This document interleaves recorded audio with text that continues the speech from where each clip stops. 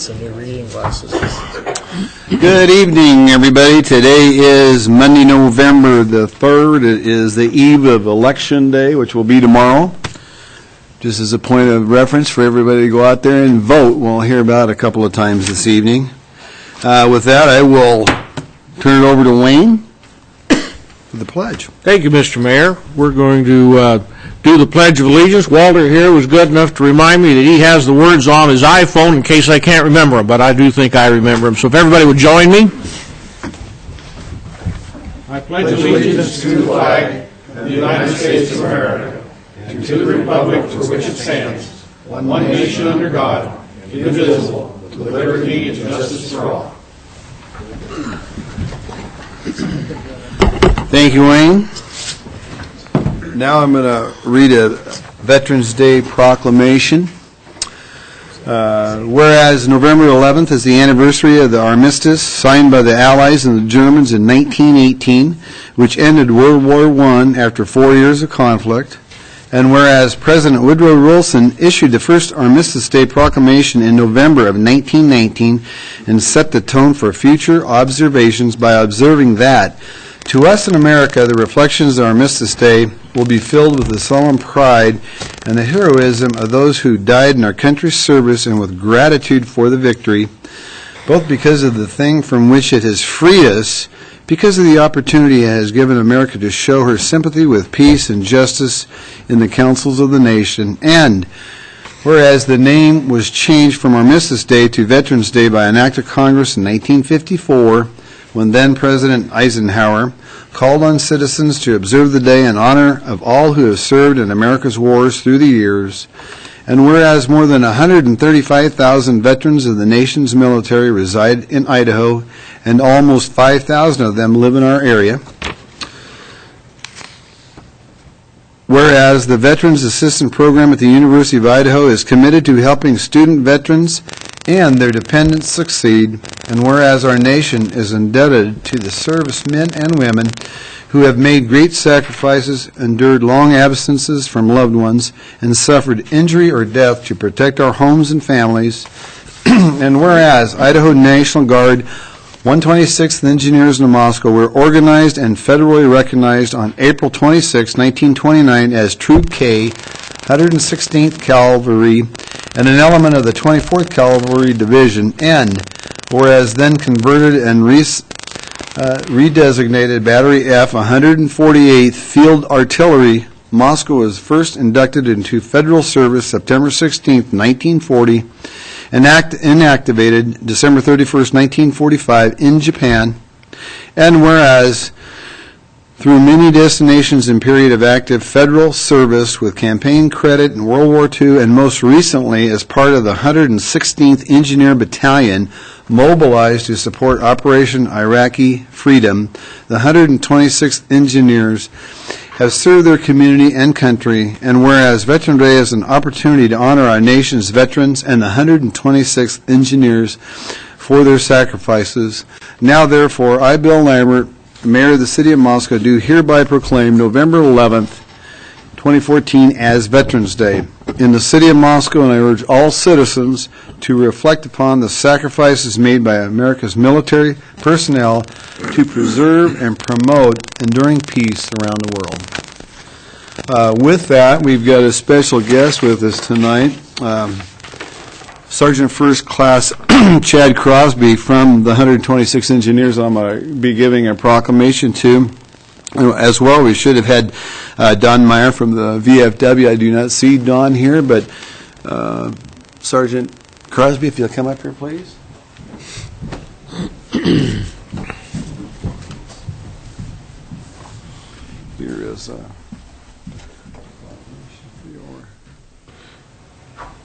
Appreciate it, sir. Yeah, very welcome. If you'll turn around, we'll get a picture with you. Kodak time.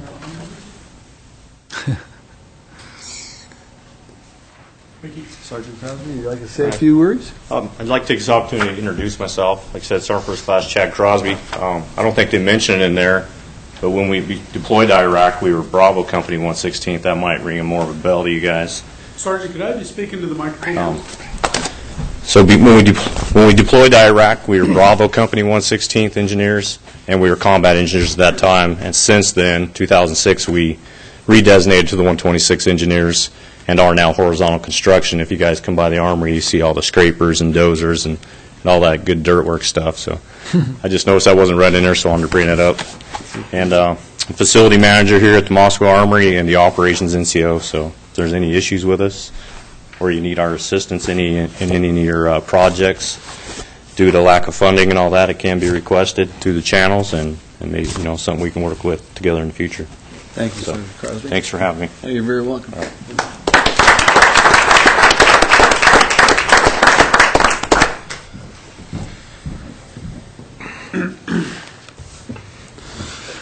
Okay, with that, I'll move on to item 1, which is the consent agenda. Mr. Mayor, John? I move that we accept the consent agenda. Second. Okay, it was moved by John, seconded by Tom to approve the consent agenda. I will take the roll, starting with Art. Aye. Aye. Aye. Aye. Aye. Aye. Okay, the consent agenda is moved. So we will move on now to item 2, public comment and mayor's response period. We have 15 minutes for folks that we allow to get up and speak, as long as it's not anything on tonight's agenda or coming before the Board of Adjustments or planning and zoning. So if anybody would like to step up, now is the time. Please state your name and your address. Victoria Sieber, 121 North Lily, Moscow. I just wanted to compliment our commissions. I set myself a task to visit most of them this summer, to sit in on a meeting and see what they were like.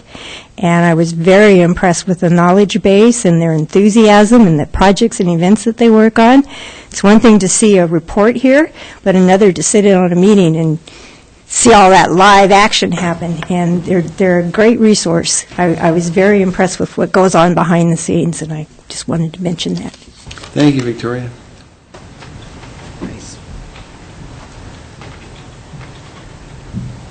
Are there others? Come on up, David. Come on, David.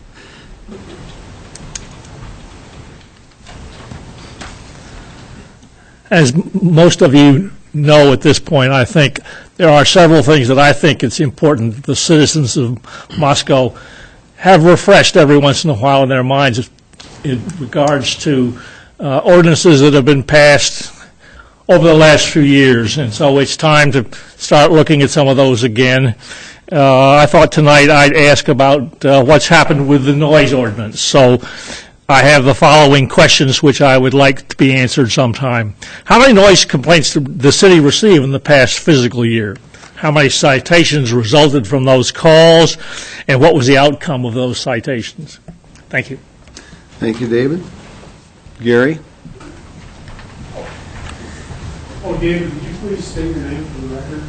Oh, I thought you did. You need to refresh Even though we know it's on David that. Pierce. David Pierce, 716 East F Street. Thank you, sir. Thank you, and I'm Gary Rader. I'm the city supervisor. And first, I'd like to answer David's question. We do typically provide information about a couple of issues to which he has asked over the past several years. So we will generate that report, make it available to council, and likely, typically what happens is either the fire chief or the police chief, depending on which question's being answered, will give a short report on that. So we try to hook it to some other report as well. So that is coming. That, however, is not my purpose today. As you can see, I'm appearing in front of you without a beard for the first time since 2008, having succumbed to the requests of some employees that I participate in what is called Movember. It is a campaign to promote awareness of men's health issues. And anytime you can get me to shave off my facial hair has got to be a pretty good cause. I note that Ty Thompson, one of our environmental specialists with the Water Department, and Tyler Palmer, our Deputy Director of Operations in the Public Works Department, is participating as well. I'd like to read just a short piece of this. Reminder that kickoff to Movember is upon us. If you want to participate, you can check out the Movember website. And the theme is that the mustache maketh the man. We say no to beards, no to goatees. As the official rules of Movember state, we are only about the mustache. Why only the mo? The growth of a new mustache sparks conversations about Movember that lead to awareness and education about the health issues that men face. A few facts to consider. 1 in 7 men will be diagnosed with prostate cancer in their lifetimes. Testicular cancer is the most common cancer in young men aged 15 to 35 years. 79% of all suicides in the United States are men. Remember, take a picture before you shave. There are prizes if you are the best Mo Bro, they call them, or Mo Sista, who can do it best through November. So we'd ask you, and I would challenge any member of this council, there are no females on the council, so each of you can participate, to join us for the month of November to grow a mustache, and you can shave it off at the end if you like. Again, no beards, no goatees, and I know the mayor's indicated that he has an interest, and Councilmember Carscallon perhaps. Of course, you change your facial hair about 4 or 5 times a year anyway, but we'll take what we can get. Anyway, just wanted to make you all aware of that worthy cause that's going through our city employees. Well, Gary, with that being said, I am going to give it a shot, and it actually might be pretty hilarious for those out there. And I'm very willing sport for somebody to have a good laugh on my behalf. I have no idea what it'll look like. It'll probably be similar to Walter's, I'm guessing, with some gray, but I'm just throwing that out there. So the question I've got, does John have to shave his off and start over again? Yes. John Moore, what do you think? 1969 is when this went on. Young lady, were you born in 1969? Mustache is older than you are. I'm older than John's mustache. Maybe you can just shave off half of it or something. Bill's not. Okay, well, thank you very much. Thank you. Are the dark glasses a prerequisite also? I can loan you a pair if you'd like. Mr. Mayor, in honor of Movember and Men's Health Awareness, I scheduled a wellness checkup just today. So I'm on the calendar with the doctor, and that's what we should be doing, right? Getting it in front of the doctor and getting checked out. You going to give it a shot? You going to grow one? I have no ability to grow a mustache. Well, neither do I, so let's do it. We'll have some fun with it, Tom. Okay, folks, with that, I guess we probably ought to carry on. Item number 3, Citizens Commission Report. Moscow Arts Commission. Kathleen, you have the podium.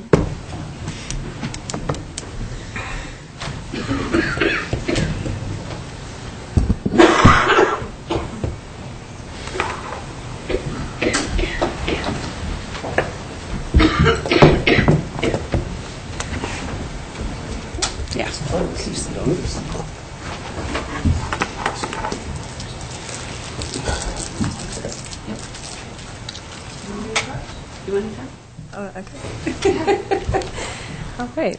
I'm going to just move this a little bit. Hi, I'm Iris Mays. I'm the Vice Chair of the Moscow Arts Commission, and I'm here to share the work that's been kind of happening for the last year.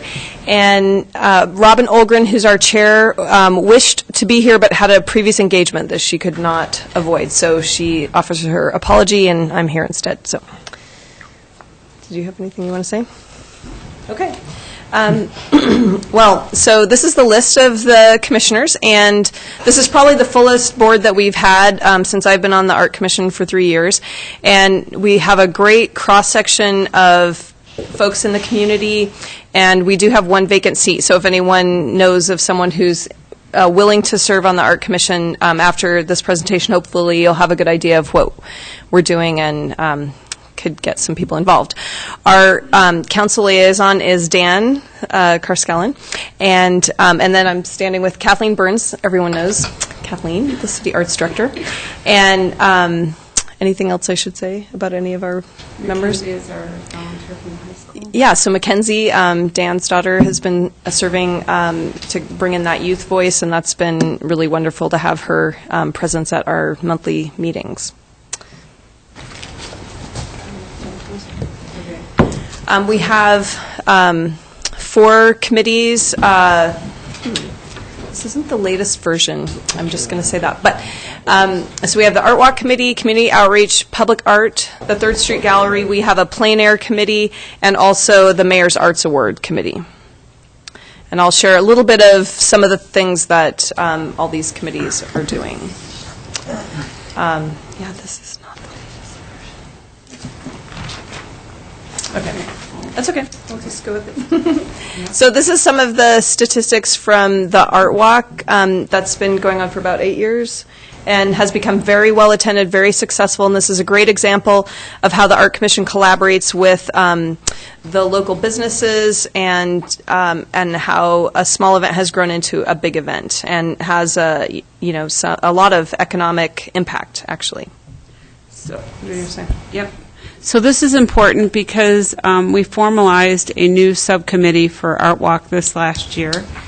And if you look on the list there, we have representation from the Arts Commission, the Kenworthy, New St. Andrews, EMSI, which is Economic Modeling Specialists Incorporated, Gritman Medical Center, the Moscow Chamber of Commerce, the Pritchard Art Gallery. We have a local artist serve, and then we also have Melissa Rockwood, who is our designer for the Art Walk brochure.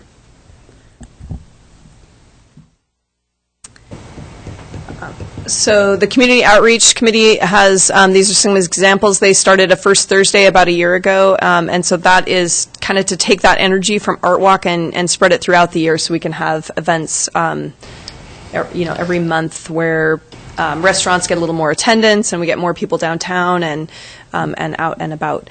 They also started a program to inject the literary arts into the Art Commission work, so poetry on the bus, and that's showcased during Art Walk. And we've been working as a commission to try to kind of do something for every segment of the arts, so including literary. They are also working on a poet laureate, so we'll be bringing that proposal to you at some point in the near future, and then also other media events. So, 2 examples with the Mayor's Arts Awards. Alexander Teague on the commission opened the Mayor's Arts Awards with a poem. And then just today, I talked to Dulcie with the McConnell Mansion, and this Thursday is a first Thursday, and she let me know that the McConnell Mansion is going to be open for a first Thursday event, and it'll be a photography event. So it's spreading. So this is just a slide on the broadsides on the bus that, as I mentioned, starts during Art Walk. So this year we had artists poets respond to some artworks, and so they wrote poems, and then those were printed on cards and spread on the buses, shared on the buses. This is a slide for the Mayor's Arts Awards that we just had a couple weeks ago, and this is a neat event. It was very touching just to see this life's work that people have done, and then a young emerging artist also get these awards. And every year we select a local artist to make a piece of artwork that's presented to these lifelong artists. And so it was a great event with high attendance. The Public Art Committee, we have been working on the public art program development and participating in city beautification, which is a great example of what the city is doing and how the Art Commission can kind of join with, that energy in terms of improving the city entrances. And then we're also, another example is working on a mural policy recommendation that's going to be folded into a public art plan. But that's just an example. We've had some questions about, what's the content of a mural, or what's the process of getting a mural approved. So we're working on that. And murals were one of the things when we have been inquiring of the public, people have been asking for more murals. They'd like to see more murals. If you go to other towns, there are a lot more murals in artistic towns. So the public art plan is something we've been collaborating with Bill Belknap's department, Community Development, and have had an emphasis over the last couple of years of getting public input from the cows, from the public. And And then also including the WSU landscape architecture students as they're available. So this is just a good example of how we're collaborating with one of the universities. We collaborate with U of I as well. And so that's something that's in process. The Public Art Committee also works on small projects, and then these go to the MAC and then to City Council too, right? And I haven't been at those meetings, but so we've done tree grates, manhole covers, and then we have 8 vinyl wraps over the last 2 years, and this next year we'll be looking at some more bike racks with this small project budget. We've also collaborated with U of I at the Transit Center to have this sculpture garden. So these sculptures are up for 1 year, and then the students at U of I get juried for another round of sculptures. So if you haven't seen them, you should drive by because they're pretty cool how they fit in. And then Elizabeth Graff, who is on the Art Commission, worked with U of I to have this whole garden for these sculptures, and it looks really beautiful. We've had several community engagement events over the last couple years with creative placemaking last year, the design thinking last year and then creative placemaking this year. And these were 2 different events that really brought a lot of different segments of the community together and some people from out of town as well, and some Nez Perce tribal members, and so just really good community discussions. A lot of projects talked about at this last one of, connecting trails, having more artwork along the trails, and lots of different projects were generated, and that will feed into our public art plan as well. The 3rd Street Gallery is one of the committees, and so they have the city staff mainly works on this gallery, and then we try to support them with volunteers as much as we can. So the next one coming up is 30-30-30, which if you haven't attended, you should attend. It's an awesome event with lots and lots of people coming and trying to buy these artworks as fast as they can. Do you have anything you wanted to say? So just a reminder that equates to 900 pieces of art. So we are recruiting probably Mackenzie to wrap her friends up here for pizza and help us install all that work. Question on that, Kathleen, is that the 3rd, 4th, and 5th, 3 nights? Yes. So this year, thanks, Bill.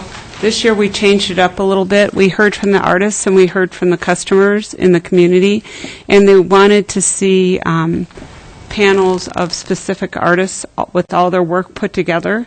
So we're going to have an artist reception on the 3rd, where all their body of work will be on one panel.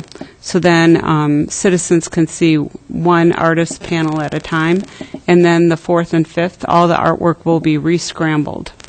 And it'll be, the sneak peek is the 4th and the 5th, and then you'll be ringing the bell at 4:05 on the 5th for the start of the sale. Stand out of the way. Stand out of the way when you do For the this. stampede ready to Mark your file. calendar. Yep. That's a Friday. The city staff also coordinates entertainment in the park, and so that's a very well-attended, popular series in the summer, with music and including children and families. Upcoming events, as I mentioned, the public art plan. We're working with the Moscow Library to see how we can get some public art there. The Joseph Street ball fields, that'll be a collaboration with the school district. And then the 3rd Street Gallery also has the Art Celebrating Wilderness through November 20th. And as we talked about, 30-30-30. And the Art Commission has had 10 meetings in 2014, and with an average of 8 members in attendance. We've had a quorum at every meeting. I just wanted to mention a few themes of the work that we're doing. So we have worked really hard to be collaborative with with city departments, the other commissions, to be community-oriented, take public input as much as possible. We recognize that what we're doing improves the quality of life for our citizens and makes it more fun and lively, and has, from that result, an economic effect that could be kind of exciting. And we don't just do policy. Everyone on the commission volunteers lots of hours outside of our commission meetings to try to make these projects happen, and we're very grateful for the City Council's support. So, any questions? One of the things I wanted to mention, that night of the Mayor's Arts Award, that's, not only like a meeting or whatever, however you want to say it, but that was a fun, entertaining night, which everybody there had a very good time, and so that was a lot of fun by everybody, including me. I really very much enjoyed it. It was well put together, so thanks to the Art Commission. They do a terrific job. So Donna Woolston and Robin pretty much did 80% of that volunteer base for that event. They've kind of got it not down to a template form, but they're pretty good at that. And then the rest of the commission was pretty good at spreading the word and getting people to submit recommendations for people, and then also everyone chipped in at the end for cleanup, which was really important. So that's not the fun part. Thank you. Yeah, and that event too, I think it illustrates, the leadership that's happening in the arts and how that, covers a lot of different cross sections of the communities. It was a very eclectic mix of awardees, I guess you'd say. Very diverse. Tom? I wanted to say that I was at the Sojourner Alliance's fundraising pancake breakfast on Sunday. And as many of you know, it took place in Applebee's, and as many of you know, in Applebee's around the country, they have local photographs, appropriate photographs for whatever the community where they are.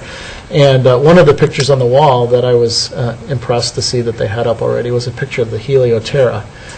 And so it was fun to see that. It's on the west wall of the restaurant, and I just thought it was neat that they have already put that up. So speaking of Helioterra, that has a new vinyl wrap. And Yes, the it does. I photograph saw. on the vinyl wrap is an Allison Meyer. Oh, cool. And so that was a recommendation from the commission. That was our first vinyl wrap. And the colors had a failure rate, and so we chose to get a very high-quality image photograph, and that was Allison Meyer's. So, That's great. yep. Thank you, Thanks. Kathleen. Thank you, Iris. Okay, we will move on to item 4, development agreement and request for waiver of public improvements on Harrison Street. Les McDonald, you have the podium, sir.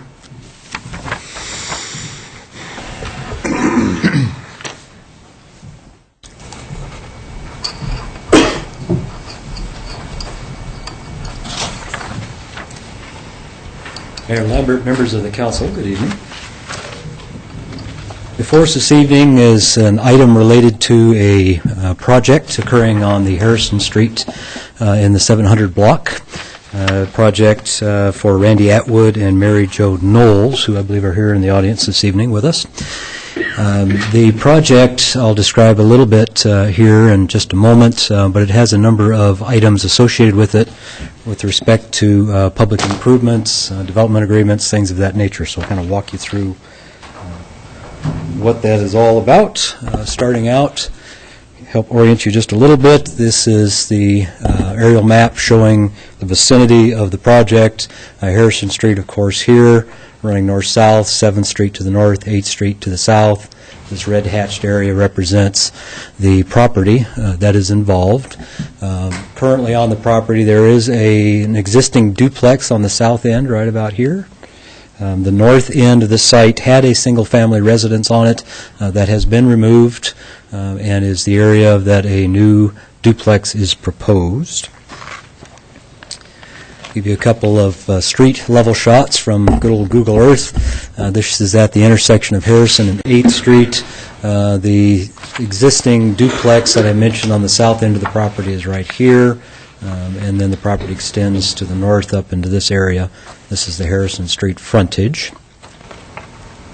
Just one item of note here I just want to mention because it'll come into play a little bit later in the discussion. You'll notice here, it's a little hard to see on the screen, but there's a bit of a grade break from the street level. It drops off quite a bit down to the level of the house set back off the street. So there's a bit of an elevation change that occurs there, sloping away from the street down to the structure. That'll come in a little bit later in our discussion with relation to sidewalk placement. This is kind of a mid-lot view, if you will. This is taken from Harrison looking west. So again, the existing duplex here on the left. The single-family house, I believe, was this structure, which is now gone. new duplex proposed in this general location. And then one more shot. This would be from the north end, looking back towards the south. There's the duplex. This is the existing city alley located to the north of the parcel. The new duplex would be in this area. As you can see, Harrison Street is less than fully developed street section. It was a gravel roadway, and then the city applied some grindings to it here in the last several years, so it looks a little better today than it did then, but it's still lacking curb, gutter, and sidewalk, and really full-depth street improvements and utilities for storm drainage that are associated with that. Driveway approaches, all of those features are not yet constructed along the street section of Harrison, and this actually runs for a number of blocks north and south, from really 6th Street down towards State Highway 8. It is pretty much in this similar condition all the way through there. This is a mock-up showing what the site is proposed to be. Again, the existing duplex, on the south end of the property, Harrison Street out here on the east edge, proposed second duplex along the north property area, some storage areas, a storage structure here with proposed parking, something like this. This is not an exact replica at this stage, but it kind of represents what the layout of the property would be. One of the issues that has brought forward this topic to the council tonight is the discussion of the public improvements that would be required as part of this type of development. Anytime under our subdivision code requirements, there is a principal structure, the principal building permit issued for a structure, such as a new duplex, then the public infrastructure that is adjacent to that parcel needs to be addressed. And so in this case, because Harrison Street is not fully developed, that type of an improvement would trigger the improvements requirement for frontage along the parcel. And so we'd be talking from essentially the southerly end, southeast corner of the property, working its way north to where the alley is and the end of the property, so along the frontage here. We would be looking at half-street improvements because it's not a completely improved street. So it would be curb, gutter, sidewalk, planter strip area, the paving for half the width of the roadway, and then any affiliated storm drainage that's necessary to make that drainage along that curb line work appropriately. So that is what the staff has discussed with the applicants with regard to what the public improvements would need to be associated with this particular development proposal. This is based on our adopted city standard for a local street, which is the 36-foot local street section, and that is 36 feet of pavement, full width. You'd obviously be looking at half width, the 8-foot planter strip, and the 5-foot concrete sidewalk to the one side, obviously the road section, and again, any storm system necessary to handle the drainage from the curb line itself. We'll be talking further about those improvements and a request from the applicant pertaining to those. Just before we step into that, I would like to mention one more item here, which has to do with that bit of topography I mentioned earlier in looking at the first photo. And again, we're looking at the existing duplex here. It sits down, several feet below the existing gravel road section at the south end of the property. That becomes an issue with respect to placement of a sidewalk. And one of the items that was discussed with the Public Works Finance Committee last week was the idea of allowing a removal of the planter strip in a portion of this frontage as these improvements move forward, generally in the area around that house. And that change in topography. The current adopted street standard calls for an 8-foot planter strip. That standard also has an allowance that the city engineer can approve a reduction in that planter strip to 5 feet, but that is as far as that authority extends. The city council then would be required to allow us to reduce that to something less than 5 feet, which in this case the suggestion is to go to really no planter strip for a short section right in that area. Yes, Walter has a question on this. Is the reason for that proposed or discussed reduction in planter strip is to preclude the need for a retaining wall? That's essentially it. It is such a situation that it would require a retaining wall at the back of the sidewalk, depending on what the actual elevation ends up being. Could also require a hand railing along the back of the sidewalk on top of the retaining wall, just due to the potential for fall off the top of that wall. So it really just starts adding complication and cost to the project that, if possible, for a limited duration here, perhaps we could avoid. Tom had a question, I guess, as well. Do we know that the gravel grade or the grindings grade that currently exists for that block of Harrison, do we know that that's what the city would want the final paved portion of Harrison to be at that level? You're showing us a picture of a grinding coated gravel street that connects two paved streets, but of course it bows through that one block. I'm just wondering if the city has a preference, would it maintain that same grade, or would it want to change that? In other words, when the city finally paves the street, will we keep it at that grade, or are we going to put it somewhere else, or do we know? Okay. To start with, the short answer is no. Okay. We do not currently have a vertical alignment designed for that roadway. That is part of what we would be looking at with where this is going this evening in the presentation. The engineering staff would need to define what that alignment would be, vertical alignment of the roadway section. We are tied at either end, as you mentioned, to existing paved streets on 7th and 8th across Harrison. So those would be our point of connection at either end. The city staff, or in some fashion, the city would need to determine what that alignment needed to be, and then the applicant's designer would need to design the half-street improvements to work with that alignment. And I'll come back to that in just a minute, if I may. Okay, thanks. Les, Yes, sir. we're talking about from the alley to the north all the way to the street to the south, correct? That is correct. But the area that is being developed is only going from the alleyway to the edge of where that existing duplex is, and yet we're going all the way to the top. Whose responsibility is it to go from the edge of what would be considered the proposed parking lot area to the street to the south? In what we typically do is look at development in terms of the parcel. So it's the parcel frontage that has to meet the public improvement requirement.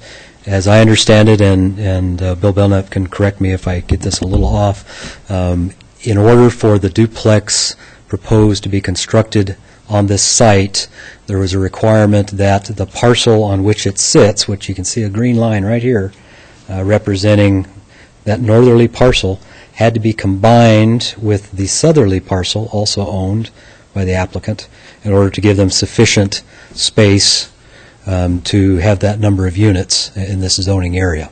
So in doing that, this in essence becomes one project parcel and one site, and then the entire site frontage has to be addressed as part of the development proposal.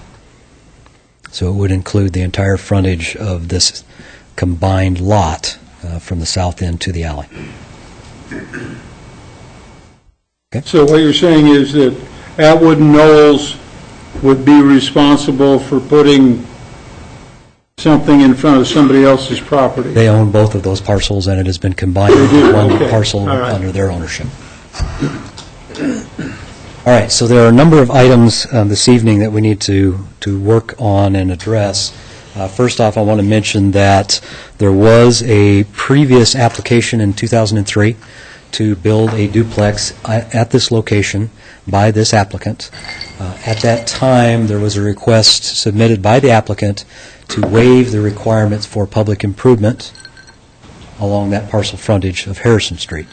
It did come to the City Council. The City Council chose to waive the paving portion of the improvement, so the asphalt section, but not any of the other components of the street section, so curb, gutter, sidewalk, would still be required, or was going to be required at that time. That project did not proceed, and as I understand it, building permits were not issued, and the project essentially went away. So that was in 2003. And today, of course, 2014, the applicant has returned with essentially a very similar request for a project, and has also requested again that the city consider waiving all of the improvements required along the frontage, so curb, gutter, sidewalk, stormwater, and paving in its entirety. So that is the first item that will really be before the council this evening, to consider whether or not the council would choose to waive any or all of those improvement requirements. I can tell you the staff recommendation from Public Works staff is that the council deny that request, because this is in keeping with the requirements of the city code pertaining to frontage improvements associated with this type of development. This item did go to Public Works Finance Committee last week, and the committee did recommend that the paving portion be deferred, not waived, but deferred, and that the remainder of the improvements be constructed as part of the project. Now, that deferral would occur in the form of a payment in lieu of the construction. And the idea there is that does it make sense to pave half of that street section with the other half remaining gravel for an extended period of time, or does it make sense perhaps to go ahead and establish the curb line and the sidewalk through there in concert or connection with the 8th Street curb and sidewalk, but not do the paving portion at this time. So the committee recommendation was to defer the paving, but to require the rest of the improvements as outlined to you so far.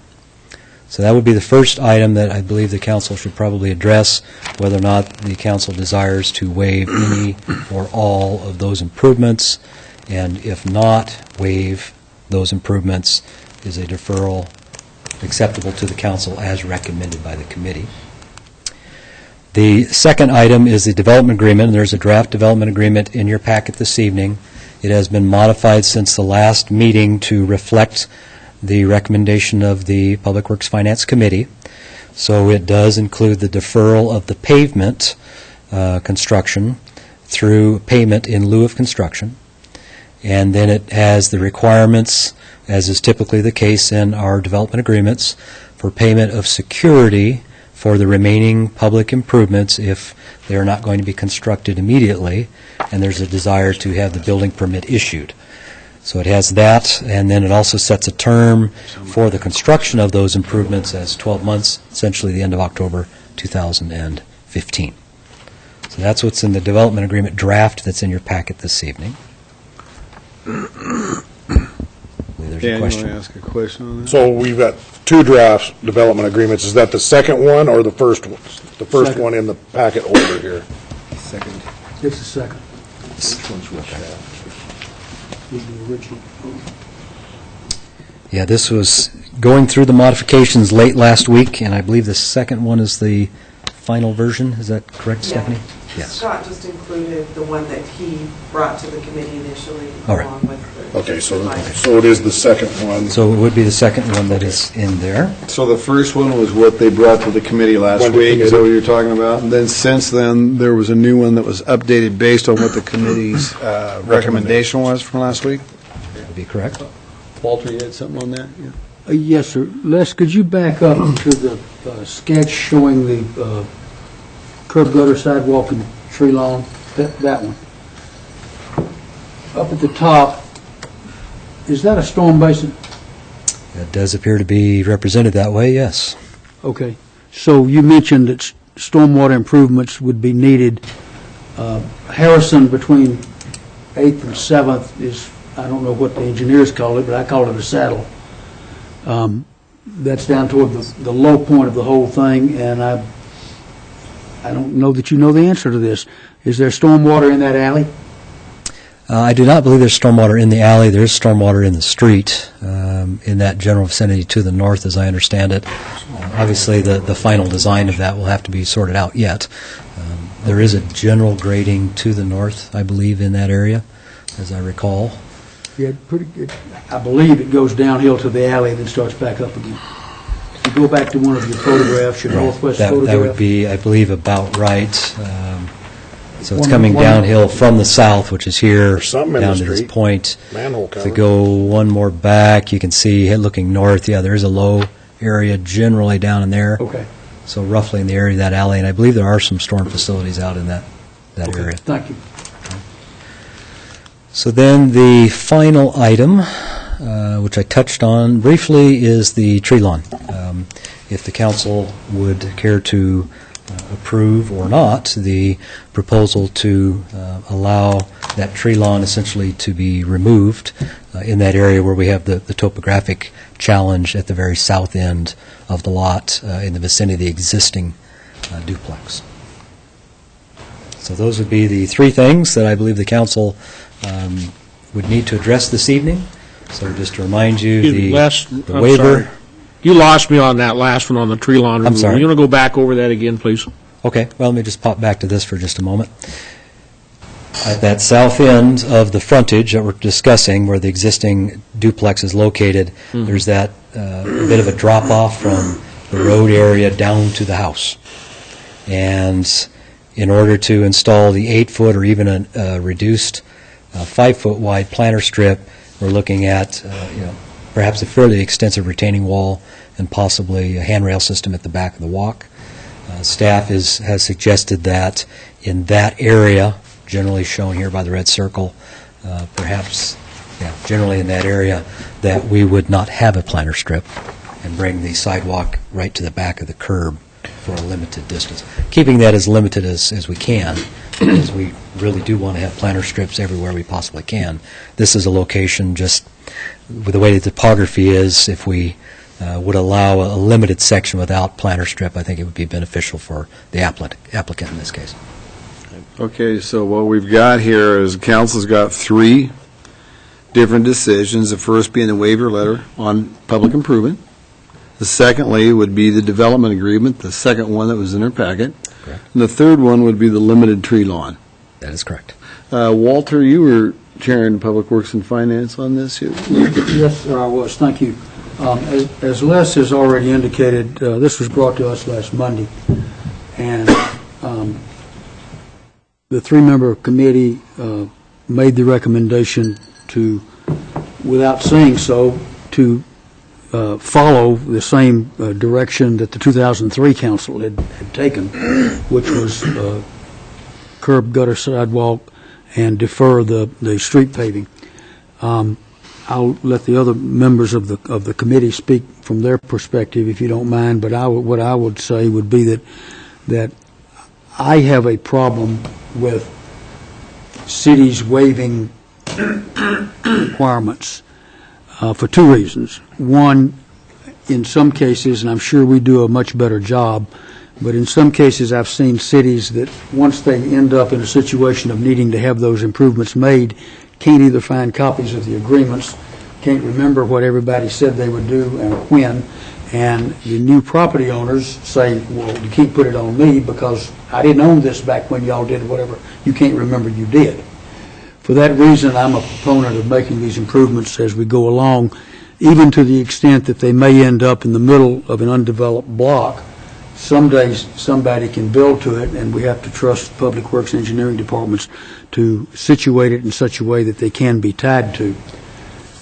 This particular one has got paved streets with curb and gutter on both the north and south, 7th and 8th Street.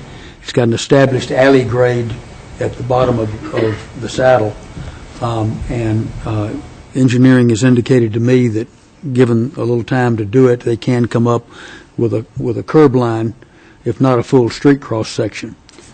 The reason for my position on the committee not wishing to put the asphalt in the requirement is that it does get much more complicated to try to match it. Gravel and asphalt together is not a good mix. It creates various and sundry problems with snow plowing, with gravel on asphalt that becomes slick, particularly on a slope. where you've got people either biking or cars even for that matter. So I think the asphalting is an engineering reason not to be required. I believe from an engineering standpoint, Les, that y'all do anticipate you could figure this out. Certainly. And come up with a design. We do have money being held in the city on the books for properties that were waived. As I believe the oldest we recognized was about 1988 up off of Orchard. There's some money being held, which I would submit is certainly not enough now to install it. From the amount of money that we kept then, it's not enough money to install it now. So the second reason for my liking to go ahead and do improvements is that the property owners are expected and required to do it. If they're willing to put up the money, then if we can go ahead and figure out how to build it, I think we should do so. I don't know if I think Art and then Dan can make their comments. Art? Yeah, I have a question first and then comment. When does the clock start ticking on the development agreement? The clock would start on the development agreement really when it is signed and security is placed for the improvements. We have development agreements that are signed early, for instance, in a final plat on a subdivision, but the security is not actually placed until the first building permit is pulled. In this case, the applicant is certainly anxious to proceed, so we would anticipate that that building permit would be pulled fairly shortly. My question relates to how soon can engineering put together a plan with which the applicant can work, and shouldn't the clock start ticking when the city fulfills its part of that agreement first to give them a full 12 months to do their work? So is there a way to coordinate that a little bit better? It is actually somewhat coordinated already in that, considering it's now November, we're not going to be seeing road construction occurring yet this year or this winter. So we have a period of months, probably 5 to 6 months ahead of us before really there's any potential to build a road section out here. So that does give time for the engineering staff to establish that and work with the applicant's engineer to actually get the construction plans developed, reviewed, and approved prior to construction in anticipation of next summer. And the other comment I had was to do with the elimination of the tree lawn on the south section there, and relative just to public safety, among other issues, is it's one of those topographic reasons of existing use that makes sense to say, okay, we can do without the tree line up at the front to avoid issues of retaining wall, guardrails, all manner of other things. It just makes more sense just to push the sidewalk out for the minimal amount of distance that can be had in order to accomplish that and make for a better project, enhance the public safety. And otherwise, I agree with everything that Walter said about the lack of reason for having a half-street paving go on it. That's another one that makes very little sense at the moment. But with that and what staff has proposed, I like what Walter said and would go with that. Yeah. Yeah, basically, we're all barking up the same tree that we did last Monday. I'm okay with waiving not necessarily waiving, but deferring the paved road requirement because, as has been the reasons that have been mentioned, and the challenge of the terrain out there does. I don't want to have that added expense that they would have to have that retaining wall and guardrail there. And we've seen that in a few places where we've had to have guardrail even though the sidewalk was right up next to the street just because of the topography. So yeah, that southern portion being without the planter strip would be good. So yeah, I'd be in favor of entering into the said development agreement that would defer the pavement and eliminate that tree lawn at the south end of the frontage. And I guess my question is, are those two parts are included in that development agreement, or are we going to have to see a little bit more? Because I don't think there was anything in there about eliminating the tree lawn. Yeah, the tree lawn would not need to be in the development agreement. That is just an action by the council. If you approve that waiver, then that is sufficient, and we can just move that forward in the design of the improvements. The deferral which would be in the form of a payment in lieu of construction, is in the development agreement, and then the remainder of those improvements are also in the development agreement to be constructed within that one-year term. And that's why the deferral dollars are less in that second agreement, is because That it's is just the correct. street, Just the paving portion of the the paved portion. Wayne? On the deferral of the street improvement itself, and the monies including engineering and administrative costs of about $16,000, my question would be that if, who knows when or if an LID would ever be pushed through in that neighborhood to completely redo the streets, but just supposing that at some time down the road an LID does pass, and it's determined that the actual cost for that property would have been, let's just take a number of $20,000, is there a mechanism to where the property owner would pay the difference in an LID? Generally, in this type of a situation, we would say that the applicant has met their requirements for street improvements along their frontage out to the center line of the street. And so they would not see a LID assessment pertaining to these specific improvements. Okay. So if there was a cost differential, it would either have to be made up through other LID applicants or through the city's participation, which is more likely in this type of a situation. Okay. John? We'll go with John first. Having read this a couple of times and then listening to your explanation of it, I think that the idea of waiving it, I can't go along with that. And as far as reducing the amount of the planter strip and putting money essentially in escrow to do the paving on the half of the street, I can certainly go along with that, and essentially agreeing with what was said by everybody down except Tom, who has yet to speak about it. I think I can definitely support what we're talking about here. Tom? And my understanding was that the applicants were in agreement with doing the payment in lieu of, according to what I'm reading in here. And I would the biggest objection was trying to make sure the timing worked on the street itself. If I may, Mr. Mayor, I would suggest the applicants are here this evening, and so that may be a question you would care to pose to them. That'd be great. Why don't you come on up, folks, and introduce yourselves, your names and your address, and we'll let you speak on it. Your Honor, if I may. Yes. I wanted to make sure that nobody is misperceiving the language in the CCSR. It is not a payment in lieu of construction. It is a prepayment. A deferral. So, yes, a deferred deferral. payment. So that money will be segregated for that particular property. So it isn't going into the general fund Thanks. coffers or will be used on any other project. Thanks. Mary Jo Knowles, 486 Harvest Drive. And Randy Atwood, 486 Harvest Drive. Okay. You had a question? I was trying to understand your recommendation for prepayment on the specific improvements. Well, My understanding our is- recommendation would be to waive the whole, the whole street improvement. So that's not going to happen. So our understanding when we left the Public Works was that we would be doing probably the sidewalk and the curb, and that they would waive the condition for the paving. I don't remember ever hearing anything mentioned about money being set aside for paving, or an amount, how much that money would be for paving. That was never mentioned to us. Well, I'm going to let Walter speak. He was chairing that day.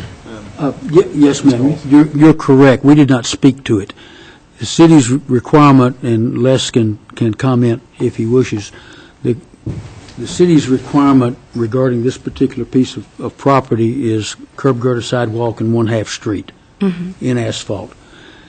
Should the city agree to allow the applicant to put funds up toward that to be built in the future, in my opinion, which would be done when you cannot physically figure out what you're going to... Right about this north property line. For us, Mike? I've been there since the last meeting. Good evening and welcome to the October 1st special meeting of the Board of Adjustments to approve meeting minutes and relevant criteria from the meeting on September 23rd. And with that, we will discuss the meeting minutes. Anybody have scribners or additions? No, I was satisfied with them the way they were presented to us, and I move that we accept them as such. Second. We have a motion, we have a second. All in favor? Aye. Aye. That's 3 ayes. That is a unanimous decision. Now, with regards to the relevant criteria. Art? One thing on that particular issue is that the original requirement for the deferred payments for all of the infrastructure was going to be something like $29,000-ish. Yeah. Currently, according to the development agreement, that would drop to $15,000, $16,000, something like that. So that would account for $16,000 or so for the sidewalk and curb, and then the rest would be the deferred payment for the asphalt that would then be included, so it would still equal the $29,000 that was originally proposed. We've never seen any of those numbers, so we don't know. No, we have the numbers. We do? I have the numbers of that, okay. yes. So that's where the difference, so it Yeah. winds up being even, it's just some's constructed, some's deferred, and the total amount remains the same. Right, Les? He's nodding his head affirmatively. Okay. Other questions for Mr. Atwood, Ms. Knowles? Thank you, folks, I guess. Okay, I guess we're not sure where we're at on this, but like Mary Jo said, we're looking to have the whole thing deferred or eliminated. I mean, if you take a walk down Harrison or a drive down Harrison Street, there's really nothing 100% complete.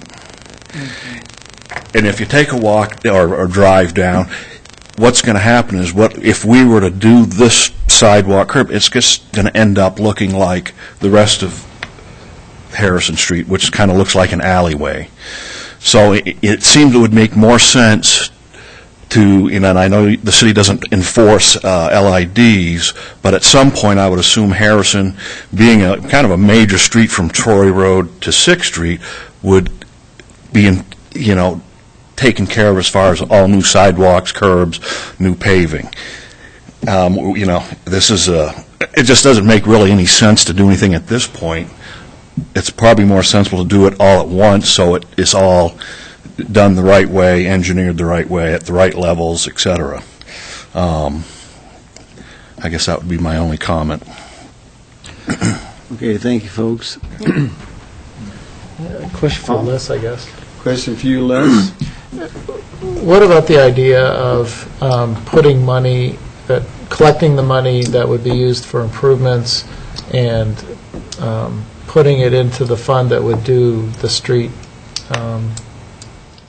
as it would be developed as one unit rather than pieces? I mean, if we don't really know exactly where the grade of the street is right now, it seems like it might be getting out ahead of ourselves if we put in one piece of sidewalk if the street's going to end up being at a slight different height. So does it make sense to take the deferred money at this point and prepare for a bigger project, or? Not necessarily. The issue of whether or not we know where the street grade is going to end up today is really not that difficult of a situation. I mean, we haven't designed this road yet, but we have time. And so we can determine what that grade line should be for that road section and then come up with, working with the applicants' representatives, come up with what their portion of that would look like, so it could be constructed next summer. In terms of, is it better to do the whole thing at once? Well, certainly it is. I mean, having a single package project and getting it all done in one big piece is definitely the preferred way.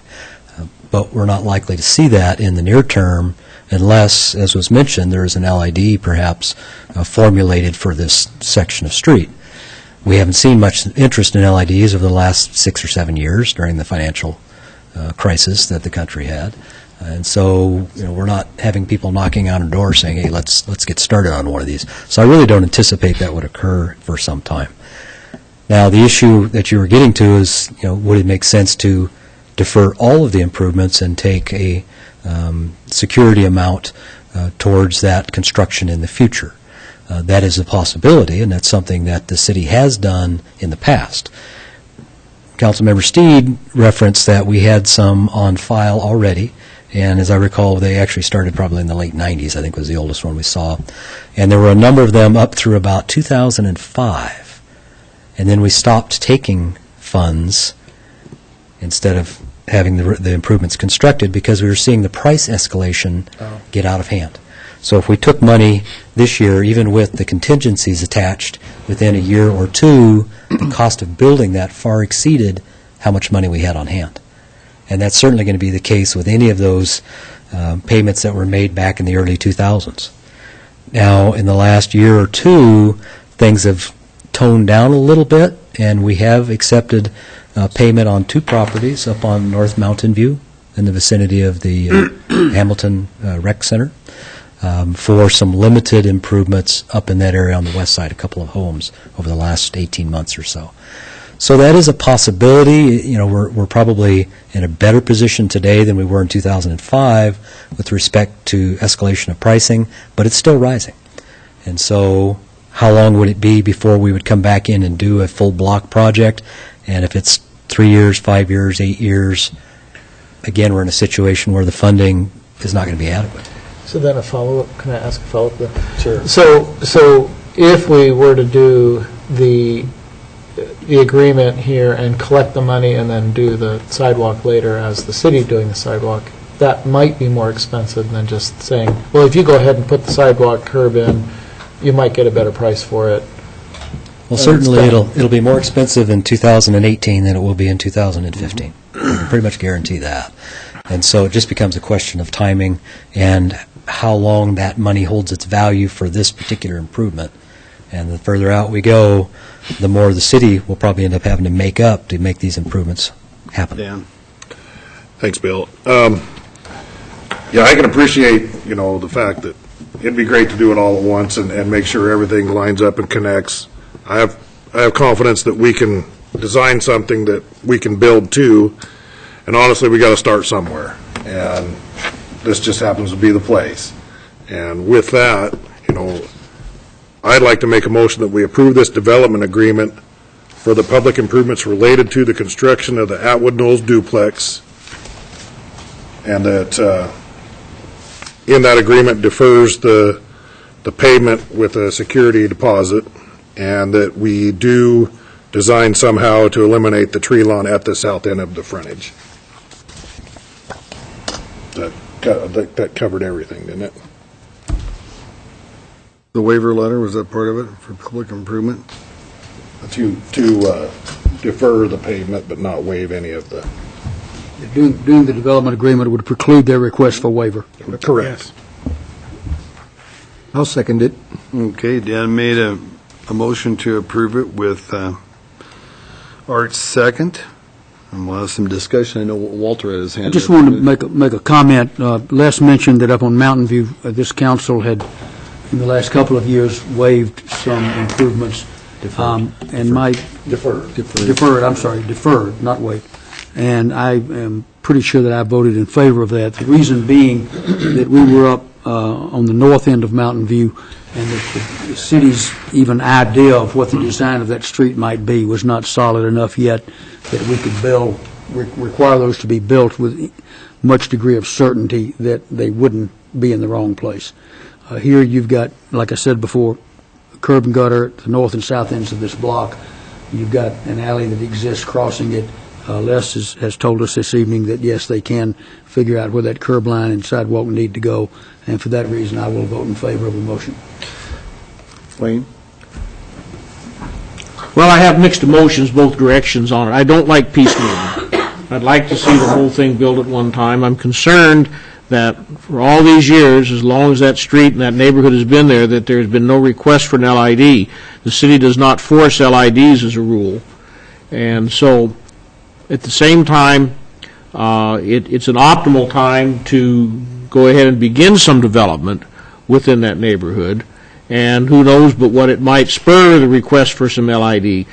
But I think I'm going to lean more towards voting against the motion. I don't think at this time the necessity for putting in sidewalks, gutters, and the improvements are necessary without having some kind of a firm idea as to how we're going to get an LID through there to get the entire thing done. Bill? John? I've got a question for Les. Les, if we went through the process of having the engineering department engineer the sidewalk, the curb, the gutter, and all of that, and put that in, would that not set the standard on that street as to what the other ends would have to look like? Wouldn't they essentially have to meet up with what we'd already had done? We wouldn't have it done and then move it over 10 feet and then move it back 10 feet. It would be going through. Are you getting what I'm saying? Absolutely. And the answer is yes, that would set that standard. The only caveat would be if for some reason the City Council chose to adopt new street standards that drastically change the street section on a residential. Seems unlikely. So yes, it would set the standard for that block, because that section's in place. We would have to work with that in the future. And the city engineering department would be the ones that would Work with them. tell the developers that essentially this is where we want it. Yes, we would need to tell them where we want it to be, and we would work with their engineer in terms of the construction drawings for their frontage. And they're going to have to do that detailed design along their frontage to make sure all the grades work with the lot and they can get everything in there. But our staff would work on laying out the road alignment, vertical curve, and all of that drainage question that's coming up to make sure that the road section ends up where it needs to be in the long term. So yes, we would work collaboratively with the applicant's engineer in making that come to be. Question, it sounded like the applicants didn't see the development agreement or the price associated with the development agreement. I'm a little bit nervous about supporting it if they haven't seen it. I believe Mr. Atwood had seen the numbers previously. We were working from the estimates that we had provided to him previously. In the new version of the agreement, we just took that total and split it into pieces. Right. So the section that would be constructed today, for which security would have to be placed if, when they issue a building permit, and then the section that would be deferred, which is the paving portion. So we just broke that into pieces. Okay. Wayne? One other concern that I've got, just working, Walter. Yes. Because they own all this property in here, but they're only improving this little section here simply for parking and in part of a storage area here, they're required to do a street improvement all the way to the end of the property line. And I have a little bit of an issue with that, too. I would think, and John alluded to this a little bit, is I could understand from the extreme north end to the south end of the developed part, but this section here where there's not being any new developing done, why this would have to be done. I understand why according to city code, but I don't necessarily agree with it. And again, it is the frontage of the lot. And in this case, with the consolidation, the lot runs from the alley to the 8th Street right-of-way. So that's the frontage of the parcel. Conceivably, it's not the case, but conceivably, supposing that this is, 30 feet, maybe? Approximately. And supposing this extended down another 500 feet, they'd have to go the entire 500 feet because they're only improving 30 feet. Yeah, that doesn't make common sense to me. That seems onerous to a developer to have to improve property that's really not being developed or improved on development. And It's not 500 feet, though. How Well, many it's feet- not, how many- but I'm how many using that feet- as an How many example. feet is it, Les? in this case, you're probably talking, I don't know, about 80 feet, I would 80 imagine. feet, But okay. but it'd be under the under same- that not the situation, same if- as 500 feet. if I may, under that 500 situation, would still apply. what you would often see if you had that large of a parcel, another 500 feet or 800 feet, and somebody wants to develop just a small portion of it, a lot of times you'd see that cut out with a lot division so that the frontage is reduced to just the area of the development. In this case, the frontage, well, the development is the entire parcel because it's the existing duplex and the new duplex on one lot that's essentially been consolidated. Well, we've got a motion and a second. And Mr. Mayor, I believe there was a question that may have popped up for just You a got second. something else you want to add over here? No, I'm good. Okay. I think Randy. You got something you want to talk about, Les? One comment, I'm not sure how things will progress here. As far as the cost numbers are, this is a city-generated cost numbers, which I think are high. Having talked to a couple of concrete guys, et cetera. So, I mean, if we get to the point where we are responsible, the determining the actual numbers, I hope we're not. I hope we have the option of getting our own private estimates As far as the on these sidewalk, numbers. yes. Yeah. Walter? You want to do, my point would be, good on you if you can, if it's built to city requirements and alignment and specifications, and you can build it for $2,000, you're ahead. You didn't have to put up the estimate of the city. My concern is the city's estimate's not high enough, so I hope you're right.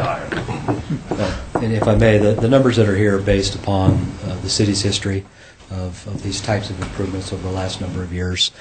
So these reflect what we've been seeing for concrete prices with all of our concrete jobs and street paving projects of different types throughout the community. So if the applicant is able to provide numbers that are confirmed from contractors that are something other than this, we're certainly able to work with them on that. But these are based on the numbers that we have. It's the best information we have at the time. Your Honor, these numbers are based upon, the reason you have security is if the applicant does not come in and build the improvements, the city has to come in and build the improvements. So that's where the numbers are based upon. If Mr. Atwood and Ms. Knowles wish to move ahead with this project in advance of the public improvements being met, the estimates that are in the development agreement will be the estimates that they will have to provide security for. And if they build the sidewalks next spring or summer, then that amount of the security will be released. Right. And if they can build them for cheaper, whatever the estimate was, they'll receive that back as a credit. That's how it's always worked. That's correct. That is correct, yes.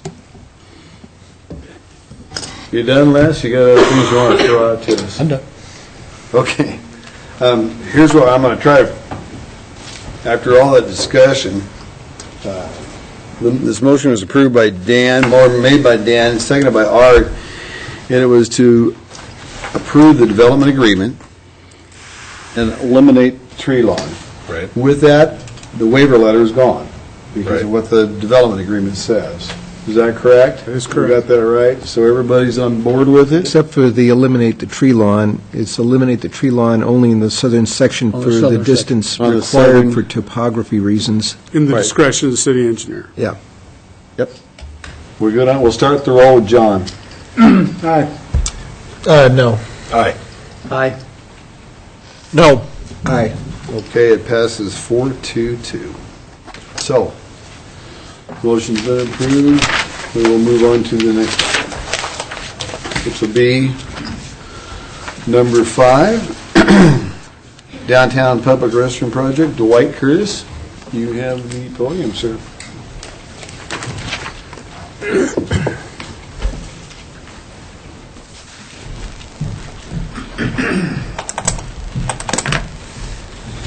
Here we go, toities. Okay, all right, well, good evening. One of the council goals for 2014 was to add a restroom in the downtown area for is public to use, and this was run through the Administrative Committee back in August, and recommended to come forward to the council without a recommendation, as there were some concerns and they just wanted some more information. So I have that for you tonight, and I think that I've got all your questions answered here tonight, most of them. So start out with, just talked about the goal, and it was to develop a process to solicit public input from stakeholders for the location and design of a restroom facility and develop a plan for funding it. And this is a need-based goal. My understanding is the council in one fashion or another has talked about this for many, many years, way before my time here, but just putting more emphasis on it here in the last few years. There's between 6,500 and 8,000 daily visits during the farmers market, and the Chamber of Commerce puts out about 10,000 visitor guides. They run out each year, and you can... That they hand out. That they hand out, yes. And so you can take, I mean, I don't know exactly where all that is, where it goes to, but you would presume a lot of that are visitors to the downtown area. Also, downtown is, I mean, events take place all the time downtown. And just tonight they talked about the Art Walk. We had the big parade here recently, a holiday parade, plus just small things that take place in Friendship Square. We also have just folks, just the regular people that just work downtown, travel downtown, do various things. And you have your travelers coming through Moscow. And not to mention, well, we talked about the farmers market, and it's a huge crowd during the farmers market time. Wanted to talk a little bit about the benefits. I mean, this was your goal, but I mean, you really need to think about the things that are going to benefit from this. And first off, I mean, you're benefiting the Moscow citizens that visit the downtown area. I mean, when you have to go, you have to go. I mean, it's just, I don't know what higher need there is than that at times. Then you have the out-of-town visitors that visit the downtown area. You have the farmers market, the people that attend that and work that. You have the downtown special events. This also, it lessens the burden to the downtown businesses. We were talking about 8,000 visitors to the farmers market that, let's just say all 8,000 of those needed to use a restroom, and they're going into the businesses or the police department to take care of that, and not necessarily buying things. So it is a burden, even though some have welcomed and opened the doors to that. Also, a restroom facility for it is a park. So not all of our parks, but it is normal to have a restroom in a public park. It is an improved downtown sanitary. It just improves the conditions down there, when, especially in the evening time. Things are dark and maybe somebody has gone to the restroom outside, or a lot of the businesses might be closed. It reduced infractions due to that. I don't know how many infractions there are, but it's still a benefit, I think. Increased economic benefit by providing needed services. It's a good investment of public funds. There's the proximity to the playground in our proposal, where this would be located. Architecturally, it's aesthetic. It would be an aesthetic asset to the downtown area. It meets the expectations of any visitor to any vibrant downtown area, and I think our downtown is very vibrant. This is just something that's just needed. And it would be an established, well-signed, available, critical service. So there's a lot of benefits, and I'm sure there's some that we never thought about here. Our committee was made up of 7 individuals. We had Gina Tarucio from the Chamber of Commerce, Melinda Schaub from the Moscow Food Co-op, Grace Bennett from New St. Andrews, Councilman Steed. We had Kathleen Burns representing the arts and farmers market, had Mike Ray from community development, and myself from Parks and Recreation. And our strategy was we needed to identify possible locations using specific criteria. We needed to identify a facility type, design, build, or prefab, traditional or modern, what kind of facade, the cost estimates, a funding plan, and the design process. And the criteria that we used, a facility would need to be accessible, the best fit, meaning is there adequate space, architecturally, does it fit the area, aesthetically, and also long-term, something that we can put in that would be there for as long as the city's here, I suppose. Infrastructure, the central, it needed to be central to what takes place. The farmers market, of course, would be a huge user of this. All the special events, and of course the Chamber of Commerce and the visitors, and also some adequate parking. And along with the location options, needed to just know whether this would be a standalone facility or possibly take advantage of an existing facility, purchase a building that's downtown, lease space, pay existing business for use of their restroom facility. And down in the Friendship Square area, of course, we had the water fountain area. You had the area adjacent to the Friendship Square proper, the Jackson Street parking lot, and also the 4th Street area that's to the west of the Jackson Street, or actually west of the Friendship Square, and also anywhere basically in the whole farmers market area. We broke it down into basically 3 corridors. You had the central, which is down Main Street and all through that area, the western side along Jackson, and then the eastern side along Washington. Or did I get that backward? But we looked for businesses, we looked for existing open space, and throughout each of these corridors. And I drew this here just so you could see what we were talking about. It's pretty self-explanatory, but of course here's Main Street, here's Friendship Square, and of course we went out to the highway, Pullman Highway, down to 6th Street, and of course the farmers market area is all through here. And so we just basically went down through all this area on all sides to see what kind of possibilities we could take advantage of or that might work. And of course farmers market area, and up here where I've got the little stars, and I might have missed a few, but these were areas that open their doors up to the public. You have the co-op, chamber, had the New St. Andrews, and the police department. And in the end, we ended up focusing or deciding on proposing this facility be located in the 4th Street parking lot off of Jackson Street.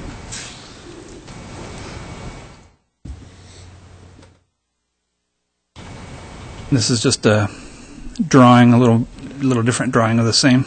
Quick question. Yes, sir.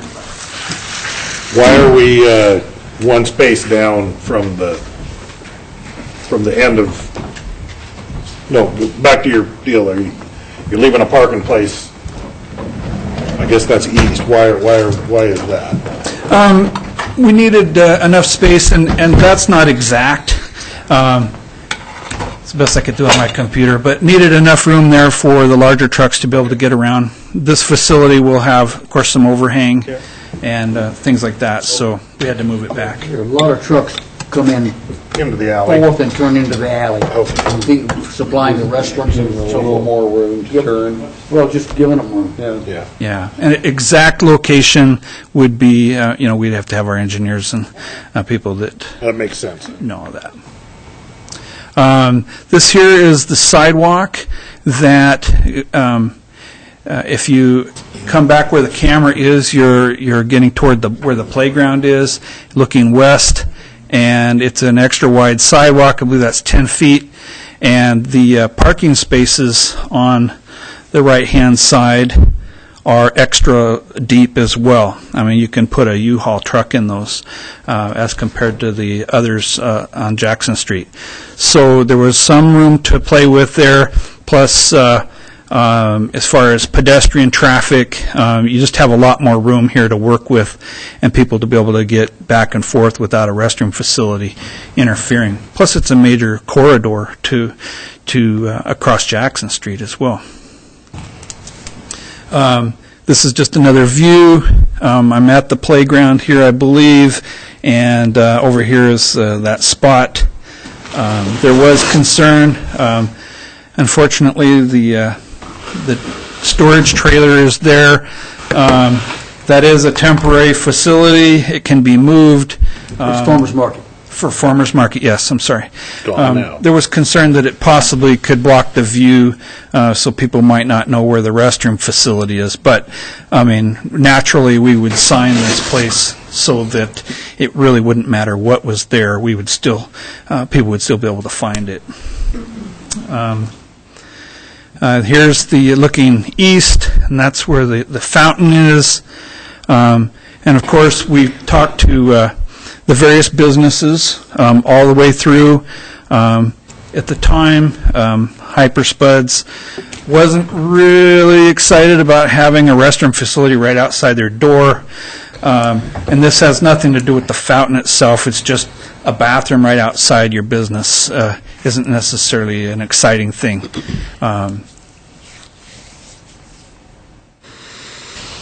And back to the Jackson Street parking lot. You can see what some of the other islands are like going through the parking lot themselves. They're just not conducive to being a walkway to a restroom facility. Looking at the facility style, well, if I could, let me back up a little bit to location again. As we checked out the different facilities,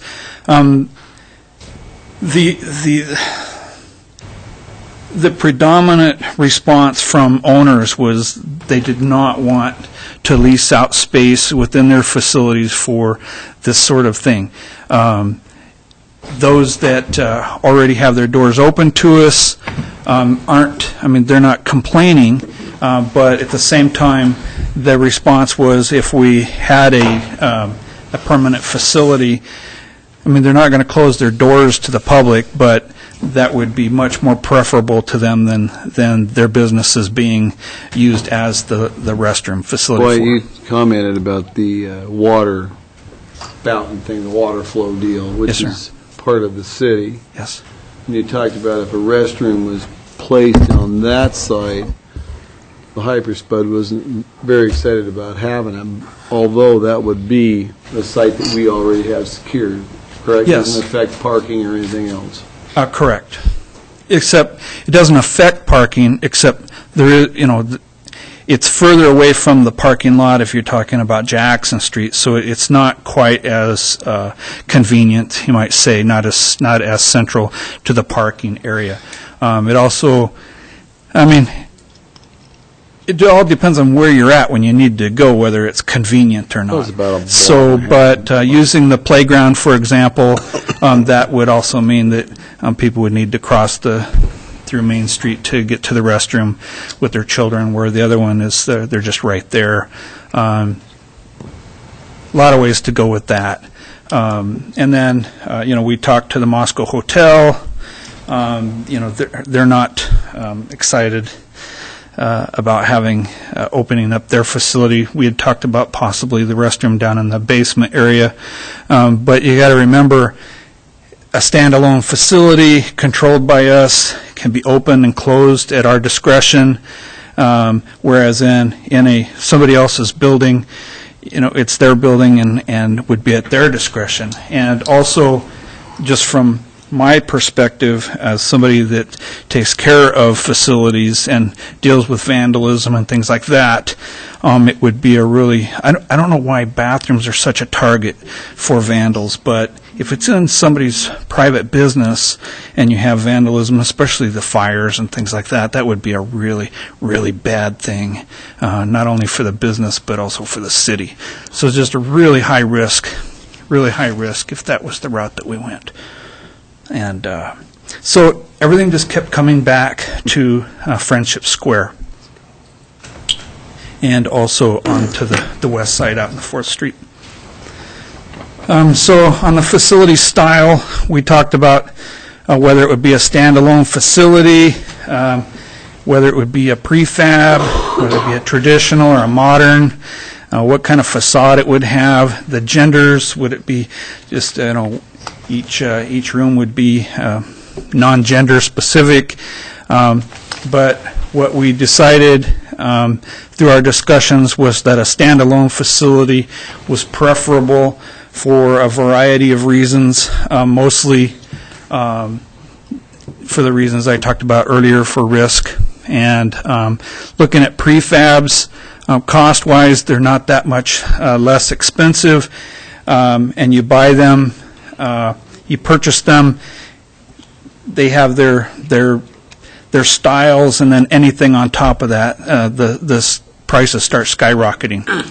The traditional seem to fit the area if you're looking at the existing buildings as compared to the modern look. And I've got some photos here to show you.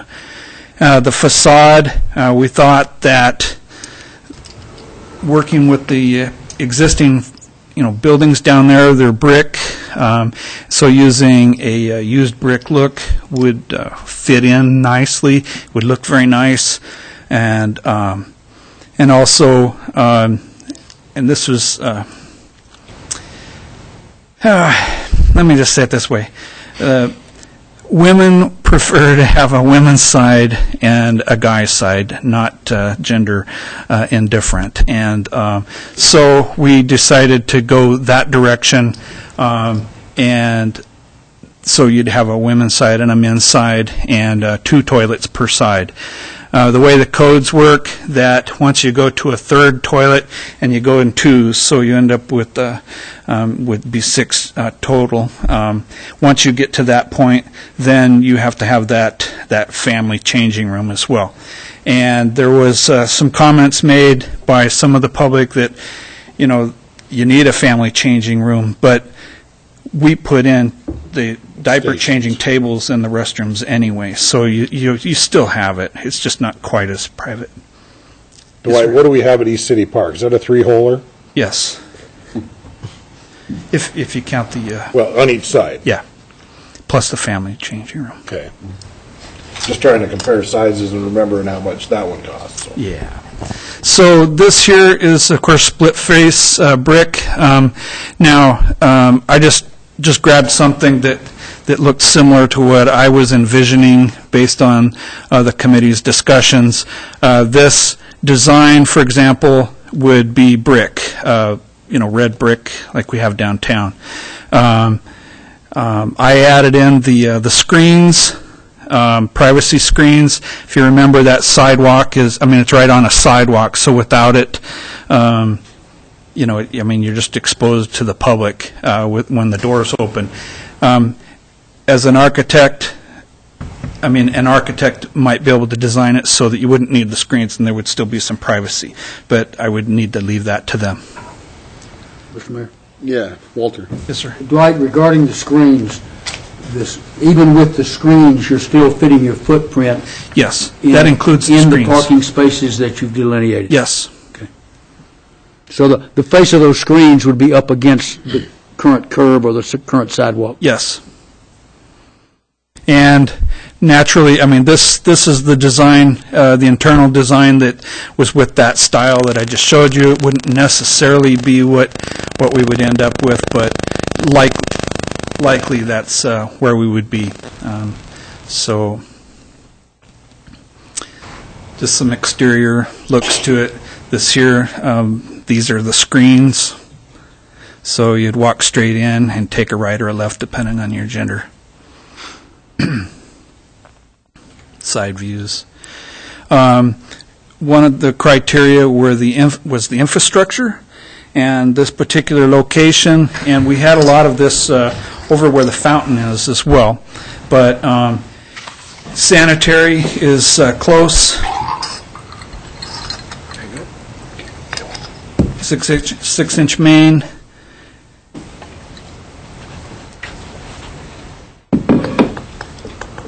And storm drain is it's already in. Let's see, it's not right there.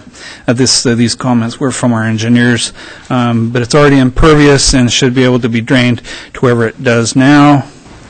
And water would be the one that'll be a little more spendy. We'd have to bring that in likely from over on Jackson Street, but it wouldn't be that much. And the estimated cost, and these are rough costs. The design build was estimated at about $143,000. A prefab, similar prefab, was about $140,000. And some of the side notes with that, this cost does not include the 1% arts. A design build provides more flexibility than a prefab, but the prefab, depending on what kind of things you want to add to it, is likely going to be more timely. This design we had, and this could change depending on what the architect would come up with, but this was about 442 square feet. Just to give you a comparison, East City Park was about 541 square feet. Just doing a quick cost average with that, we're in the same ballpark as East City Park. They're running between 33 and 34 per square foot. Yes, sir. Dan's got a question. So, I don't know, maybe you skipped over it while I was looking through here, but getting the water to it, is that included in your, okay, here we are. That's included in your price estimate? No. Nope. So that's another cost for the possible 150 feet of service. Yeah. Yes, sir. Go back to your last slide, would you, Dwight? You say $33 to $34 a square foot? Yes. Well, if you divide... Did I get my math wrong? Yeah, I think you're... $170,000 is it 133? 541, that's about $310 a square foot. Well, it's a very good price. You're in all right. Well, I can't do all the math right here in front of you, so I did it all. But they were close. $300. The point being that the two are very close in square footage per cost. So I've got a typo there somewhere. Sorry. What did we end up paying for East City Park? About 168. 160 something, yeah. And then the art component could easily be added to the design, likely with additional costs. It just depends on what would happen with that. They got their own money. But they would have 1%, but at the same time, it just depends on what that art component might be as part of the facility themselves. The architect could actually build something into it that might fall into the same cost range that we already have. So it just depends on where they end up with that. And then doing a little bit of modern type restrooms. Some of these you cannot purchase in the United States, but it's amazing what's out there. And they are not cheap. They are not cheap. The city of Seattle spent about $5 million for 5 restrooms, single restrooms, and it was kind of a flop. So you just never know. And here I have some examples. The Exelou Jupiter was about $72,000. Once you started putting options in there, ended up being a little over $123,000. Here's a triple restroom, about $224,000. And then the Portland Lou, I'm sorry, it's about $93,000, and that was for a single unit. So they do get expensive. And a summary of the recommendation was the Downtown restroom facility was a design-build, standalone facility, a traditional style facility, a 4-toilet, 2 women, 2 men, a reclaimed red brick facade. Location, the recommendation by the committee was where I showed you on the 4th Street parking lot. Cost estimate, and this was a rough estimate, it was $143,000, and the funding plan, going through the regular budget process, we would accumulate, at this point, looking at possibly a 2017 construction year, so we would add funding into the budget to accumulate, so we would have enough by that time. Also, Elisa Anderson, our grants manager, is looking into possibilities of various sorts of grants that we might get. There's something through the, I don't know what the organization is, but it's through Farmers Market where they fund restrooms, and so she thought there might be some possibility there.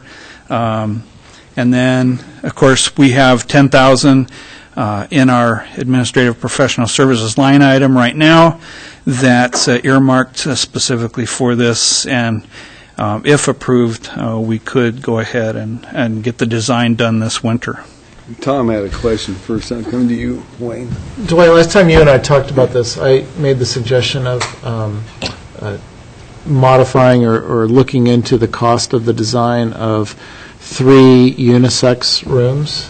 So there'd be, instead of 2 rooms, there'd be 3 rooms, but only 3 toilets.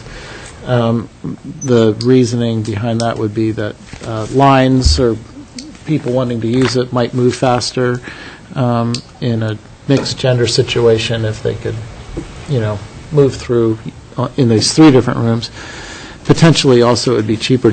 Have you had a chance to check into that design yet? Okay.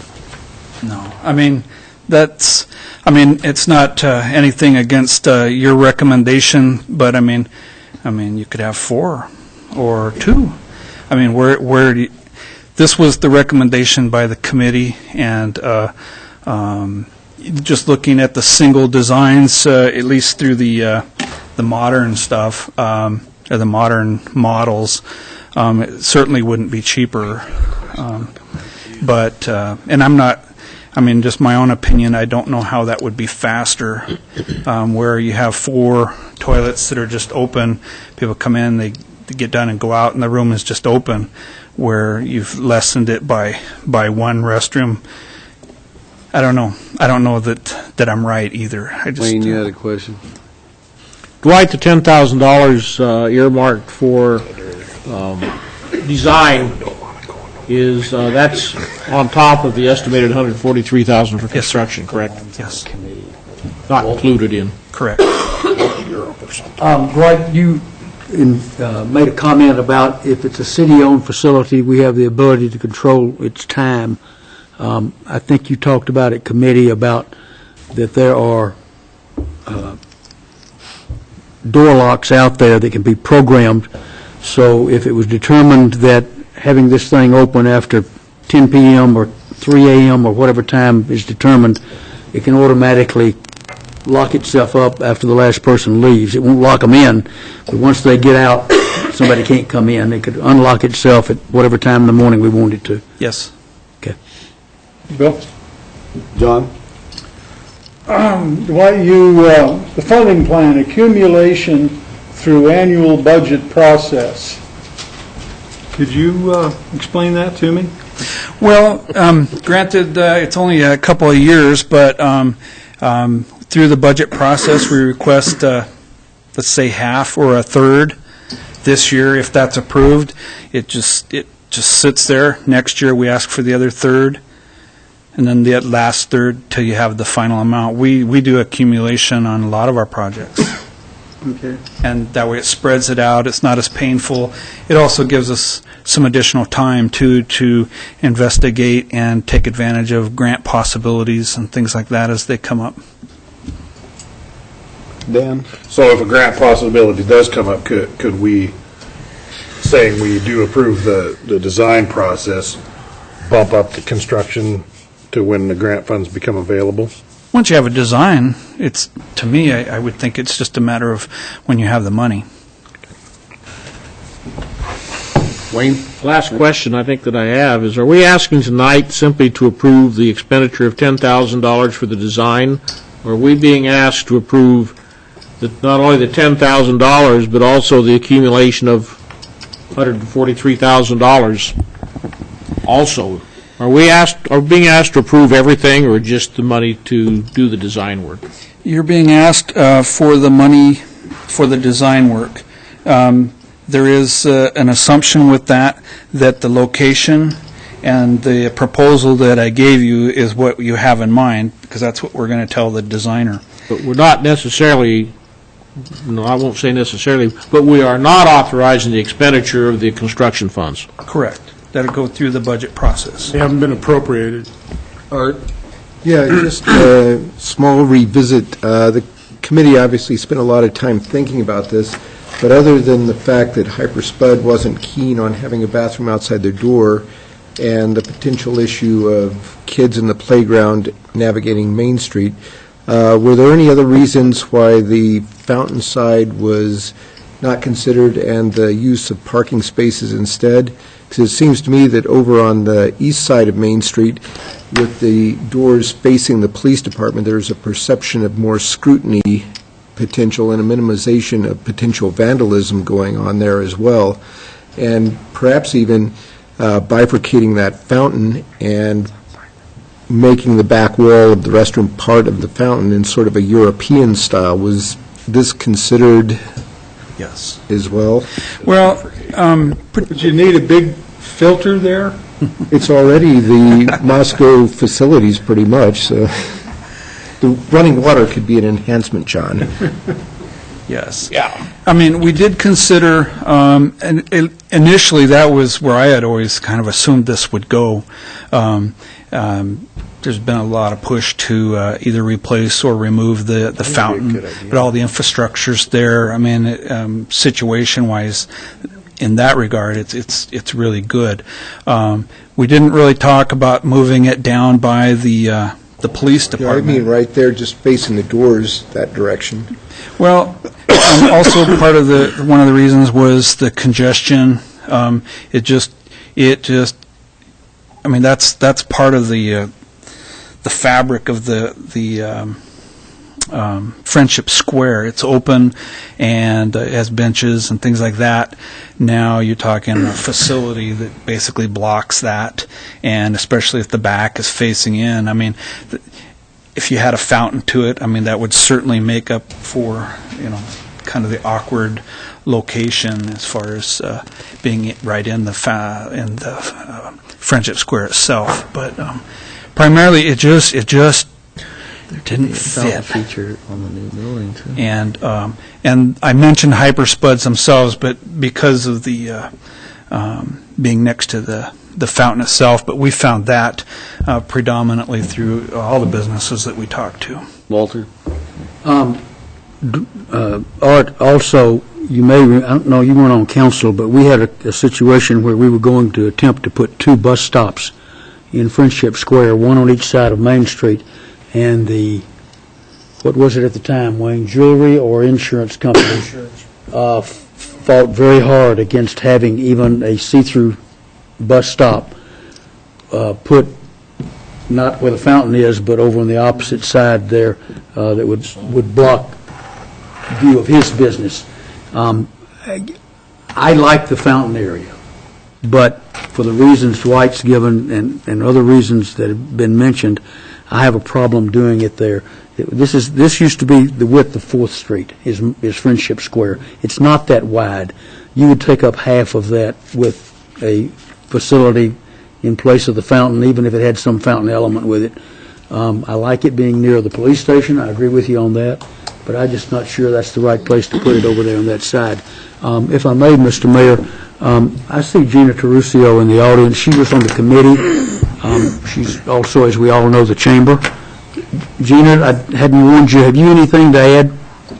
If you would like to, I would, if the mayor's in agreement. Hi there.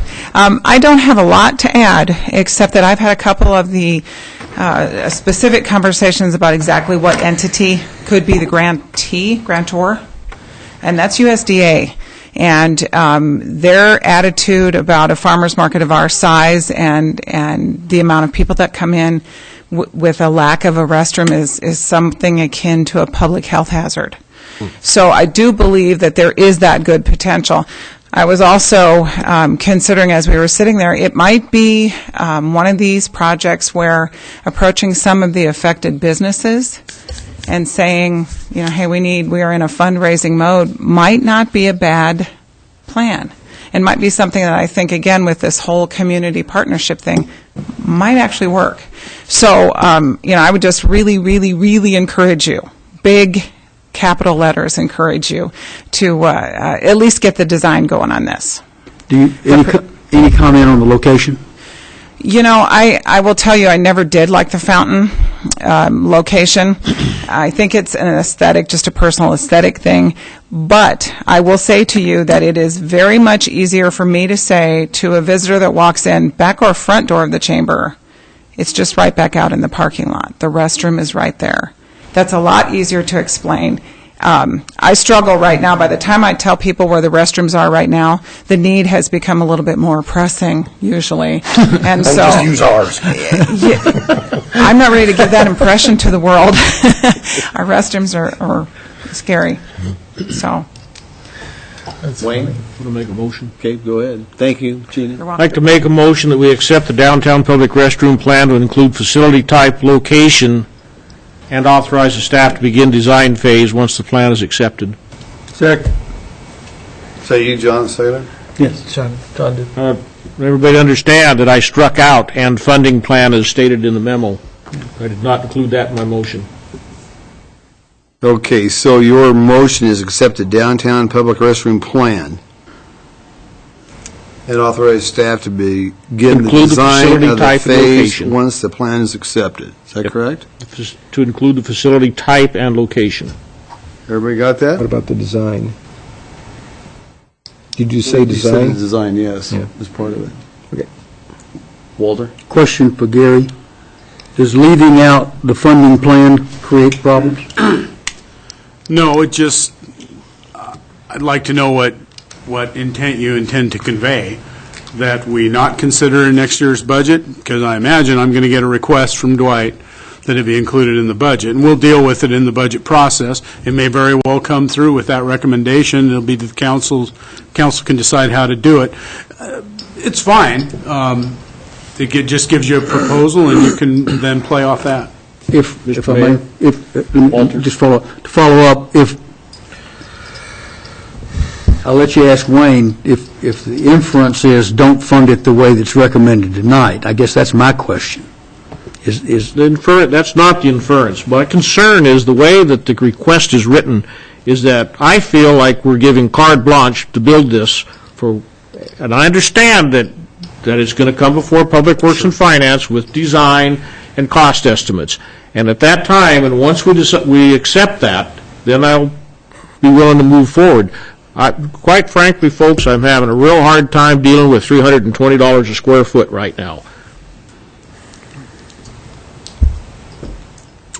Anybody else got a comment before we vote on this thing? I'm gonna vote to support it. I have some preferences. I would prefer if we were doing a three-room unisex thing. I think it's better to move towards unisex things than gender-specific. I think it'd be more cost-effective and space-effective.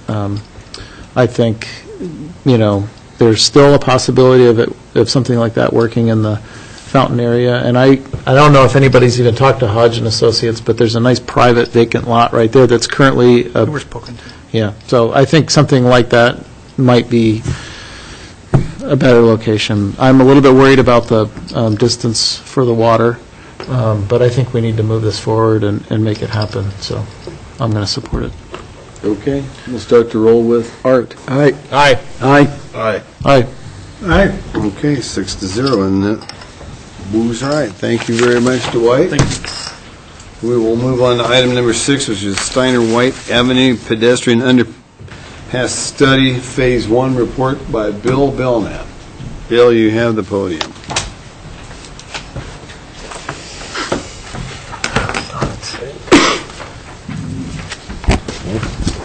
Thank you, Your Honor, and members of the council. Just to provide a little bit of background, this particular project relates to a potential underpass that's of Highway 8 that's been under consideration for some time near the proximity of the Steiner and White Avenue intersections with State Highway 8. Currently, State Highway 8 serves as a significant barrier to access to the Paradise Path system that's located on the south side of Highway 8 from the majority of the residential areas of the community that have been developed on the north side of Highway 8. This began back in 2011 when Fritz Fiedler's senior civil engineering class conducted a study that concluded that the pedestrian underpass in that location, utilizing the existing bridge structure that's at the Paradise Creek crossing there, was feasible. This underpass was identified as a high priority project in the recent transportation plans adopted, and also has been identified as a top priority project for the city's Paradise Path Task Force. Just to orient the location, this is a map from the city's recently adopted transportation plan identifying areas where there's crossing impediments for access to pedestrian facilities in the pathway system. Located on the south side of Highway 8 is Paradise Path as it connects from Latah Trail to the Chipman Trail, running east-west through the community. And that highway in that location from the South Couplet really does serve as a barrier for the majority of the community from access to the pathway system on the south side of the highway. So there's a large portion of the community, really the central core from downtown to the east out to Mountain View, that has somewhat limited access to the pathway system on the south side of Highway 8. And this crossing location is about dead center there in that location. As I mentioned, the transportation plan also identified this crossing improvement, identified that as a highway underpass, as a priority project underneath the city's planned bikeway and pedestrian facility network. So again, the proposal is to evaluate the possibility of a pedestrian pass. It would start on the north side of White Avenue. It would descend down to creek level, pass underneath the existing bridge structure, and then work its way back up to grade to the path on the south side of Highway 8. The class came up with a number of concept drawings and designs for the project. Largely would just be the placement of a supporting base structure for the pathway underneath the bridge, and there were several visualizations the class developed of what that facility could look like. On October 6th of this year, the council approved a phased study approach with 3 phases to verify and assess the concept of the project. The first phase was to validate the class study, looking at the hydrologic and hydraulic assessments, so the watershed flooding characteristics and the conveyance capacity of the bridge structure, and the impact of the proposed pedestrian underpass. Phase 2 was to assess the constructability of the underpass and to establish an estimate of cost of construction.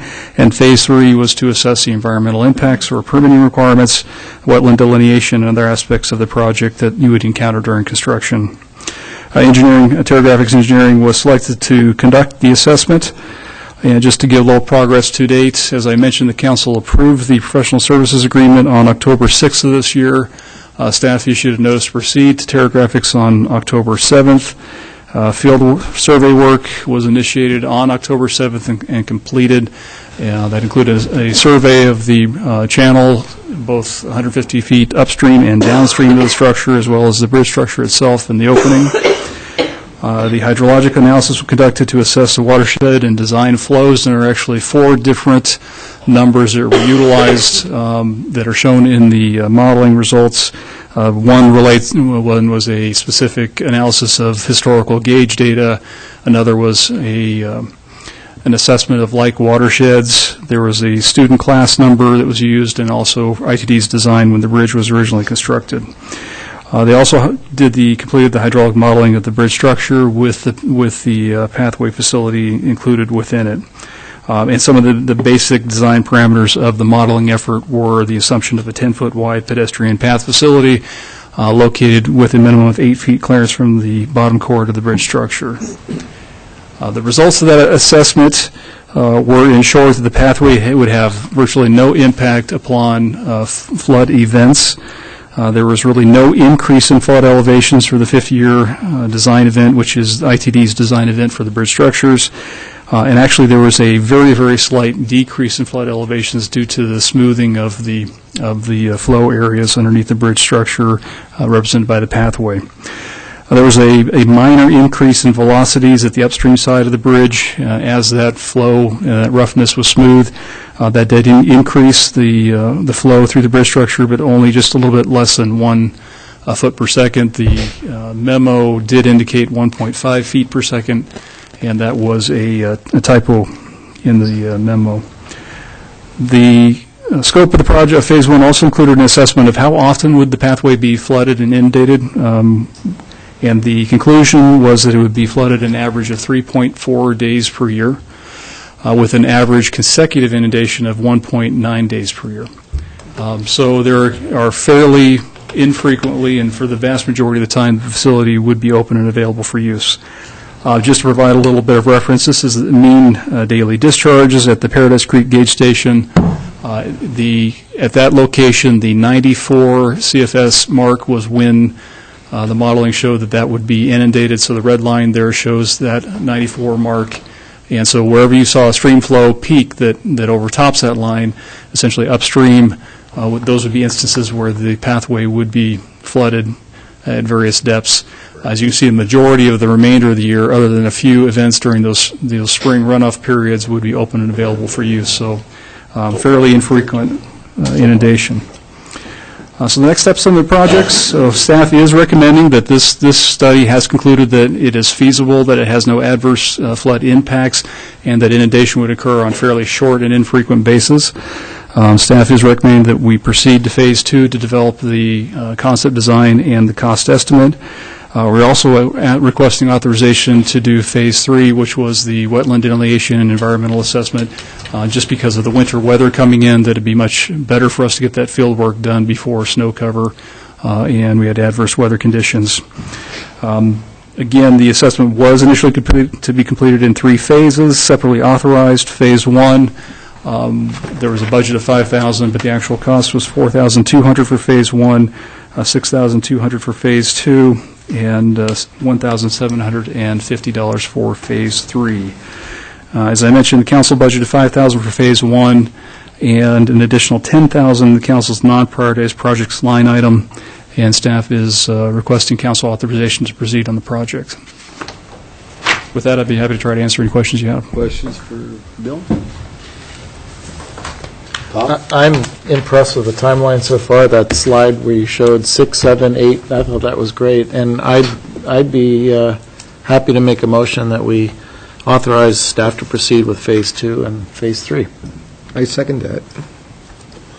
Okay, there's been a motion made by Tom, a second by Art, to authorize staff to proceed with Phase 2 and 3 of the project study. Other questions? Walter? Bill, I too am impressed with authorization on the night of the 6th and all the work getting done on the 7th. But staff wouldn't presume to guess what this council might do, would they? No. Okay, I didn't think so. Other questions before I take a roll? Wayne? I guess I'm just, the Phase 1 was $4,200, and they completed that in 1 day? No, it took approximately 3 weeks to complete Phase 1. The day was just field one day of field work. 1 day of field work. Survey work was done in 1 day, but there was much more work beyond that. You spent a day down there catching muskrats, Wayne. Okay, we'll start the roll. John? Aye. Aye. Aye. Aye. Aye. Aye. Okay, and it passes 6-0. Thank you very much, Bill. Well, that concludes it. We'll go into reports, and we'll start with Walter. Thank you, Mr. Mayor. The development agreement on Harrison Street and the transfer of irrigation system funds in the consent agenda were both covered at our meeting on Monday. Another item that was covered but not on the agenda tonight was further information regarding single-stream curbside recycling transition, and the committee requested that Tim Davis move ahead with requesting a firm proposal response to an RFP from the city on single-stream recycling. So that will be coming back to us within a couple of months, 6 weeks? I think it'll be within the month. Within the month? So we'll- Get the if Tim can get the information. That And Gary, that will be brought back to Public Works Finance first? As So directed. we're looking forward to that, so stay tuned. We also got the underpass study report from Bill on Monday night that you just heard. A couple of other things that I did during the past 2 weeks. I attended a steering committee meeting at the school district offices regarding the ball fields at Joseph and Mountain View, along with Gary and Bill. And Dwight. And Dwight. Greg Bailey was there, and Margaret Dibble. Yes. Were there representing the school district. Bill presented cost to date, presented estimated cost to completion, and presented a proposal to expend, help me here, Gary, $58,000 in what is fairly certain remaining funds in the funding for various and sundry small items that would be done, things that have been identified as being nice but not necessary, but we do have the money, and nobody was interested in giving change back, apparently. One thing that will be lacking in the fields is scoreboards. There is no funding for those, and we are considering pursuing some of the users of the field to see if they either have or can raise the funds necessary for that. If you haven't been by the ball fields, you ought to. They're really looking nice. I couldn't tell in the dark tonight if they finished the paving on the parking lot. They hadn't on Saturday. It looks pretty smooth, but I don't know if they've done it or not. Yeah, it was too dark for me to see tonight whether or not they'd finished it, but they're trying to get that done. On the 30th, last Thursday, I attended a 9 to 3 Association of Idaho Cities workshop in Lewiston, along with Les and Tyler and Rod Hall, who attended. There were elected officials, city clerks, public works people. Had them go over the issues that we deal with in terms of what our responsibilities are, what our authorities are, and they did some work along with some discussion of some legislative issues that might be coming up this next term. And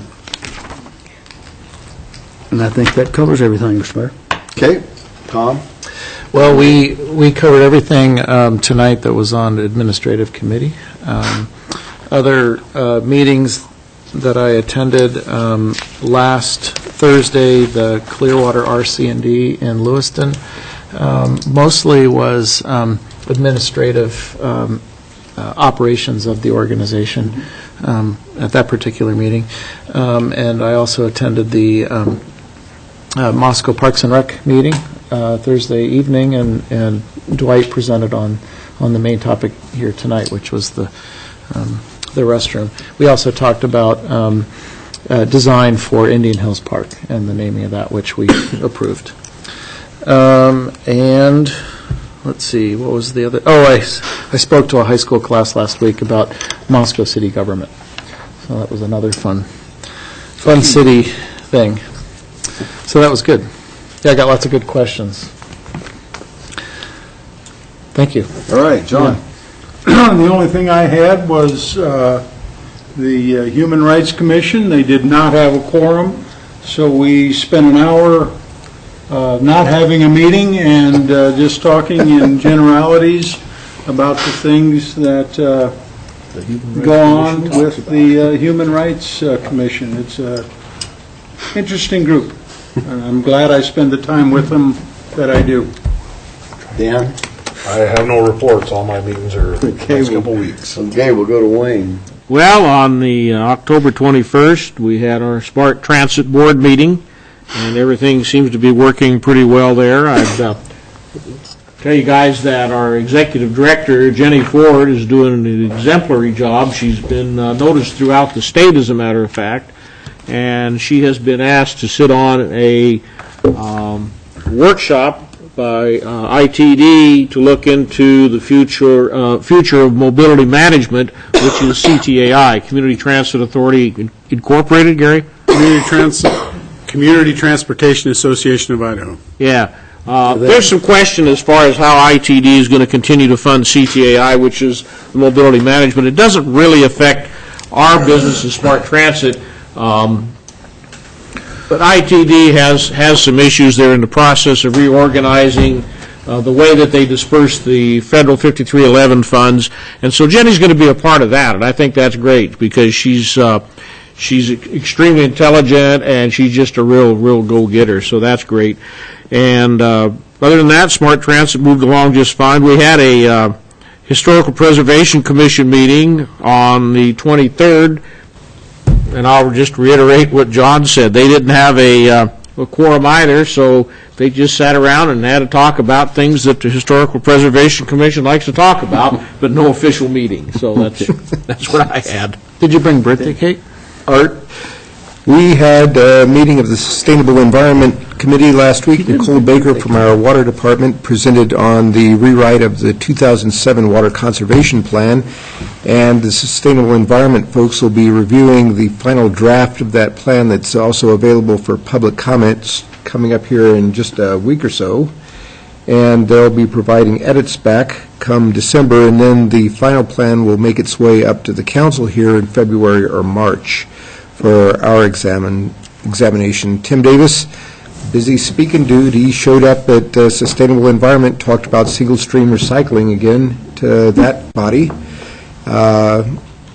Steve McGeehan talked about the Food Summit 4.0, which is coming up, and that commission's looking to contribute $50 of their budget to the Palouse Clearwater Food Coalition to offset the rental cost at the 1912 building for the Food Summit.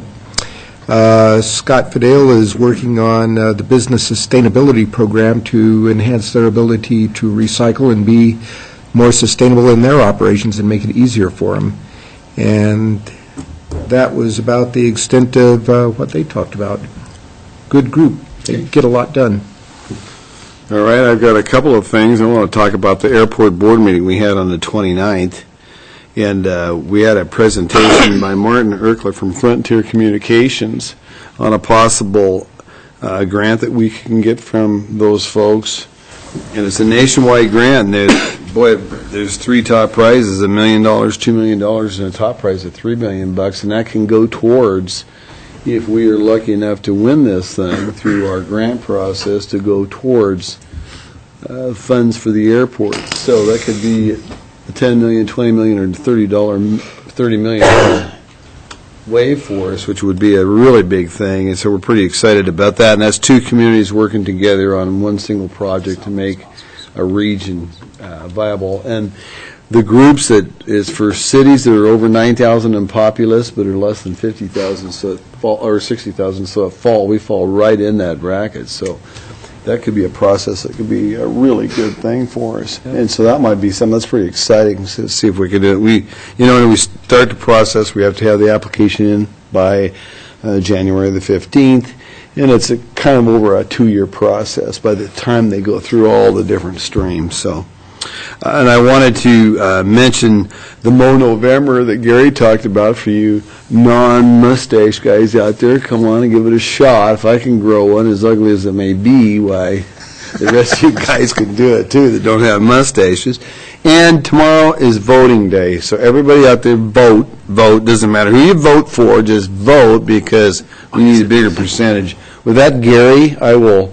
Have you got anything you want to add? I just noticed Tom wincing when you said you could vote for anybody you wanted. Well, I didn't like I would mention that in the Movember, they also have the opportunity to donate to add to the visibility of men's health issues.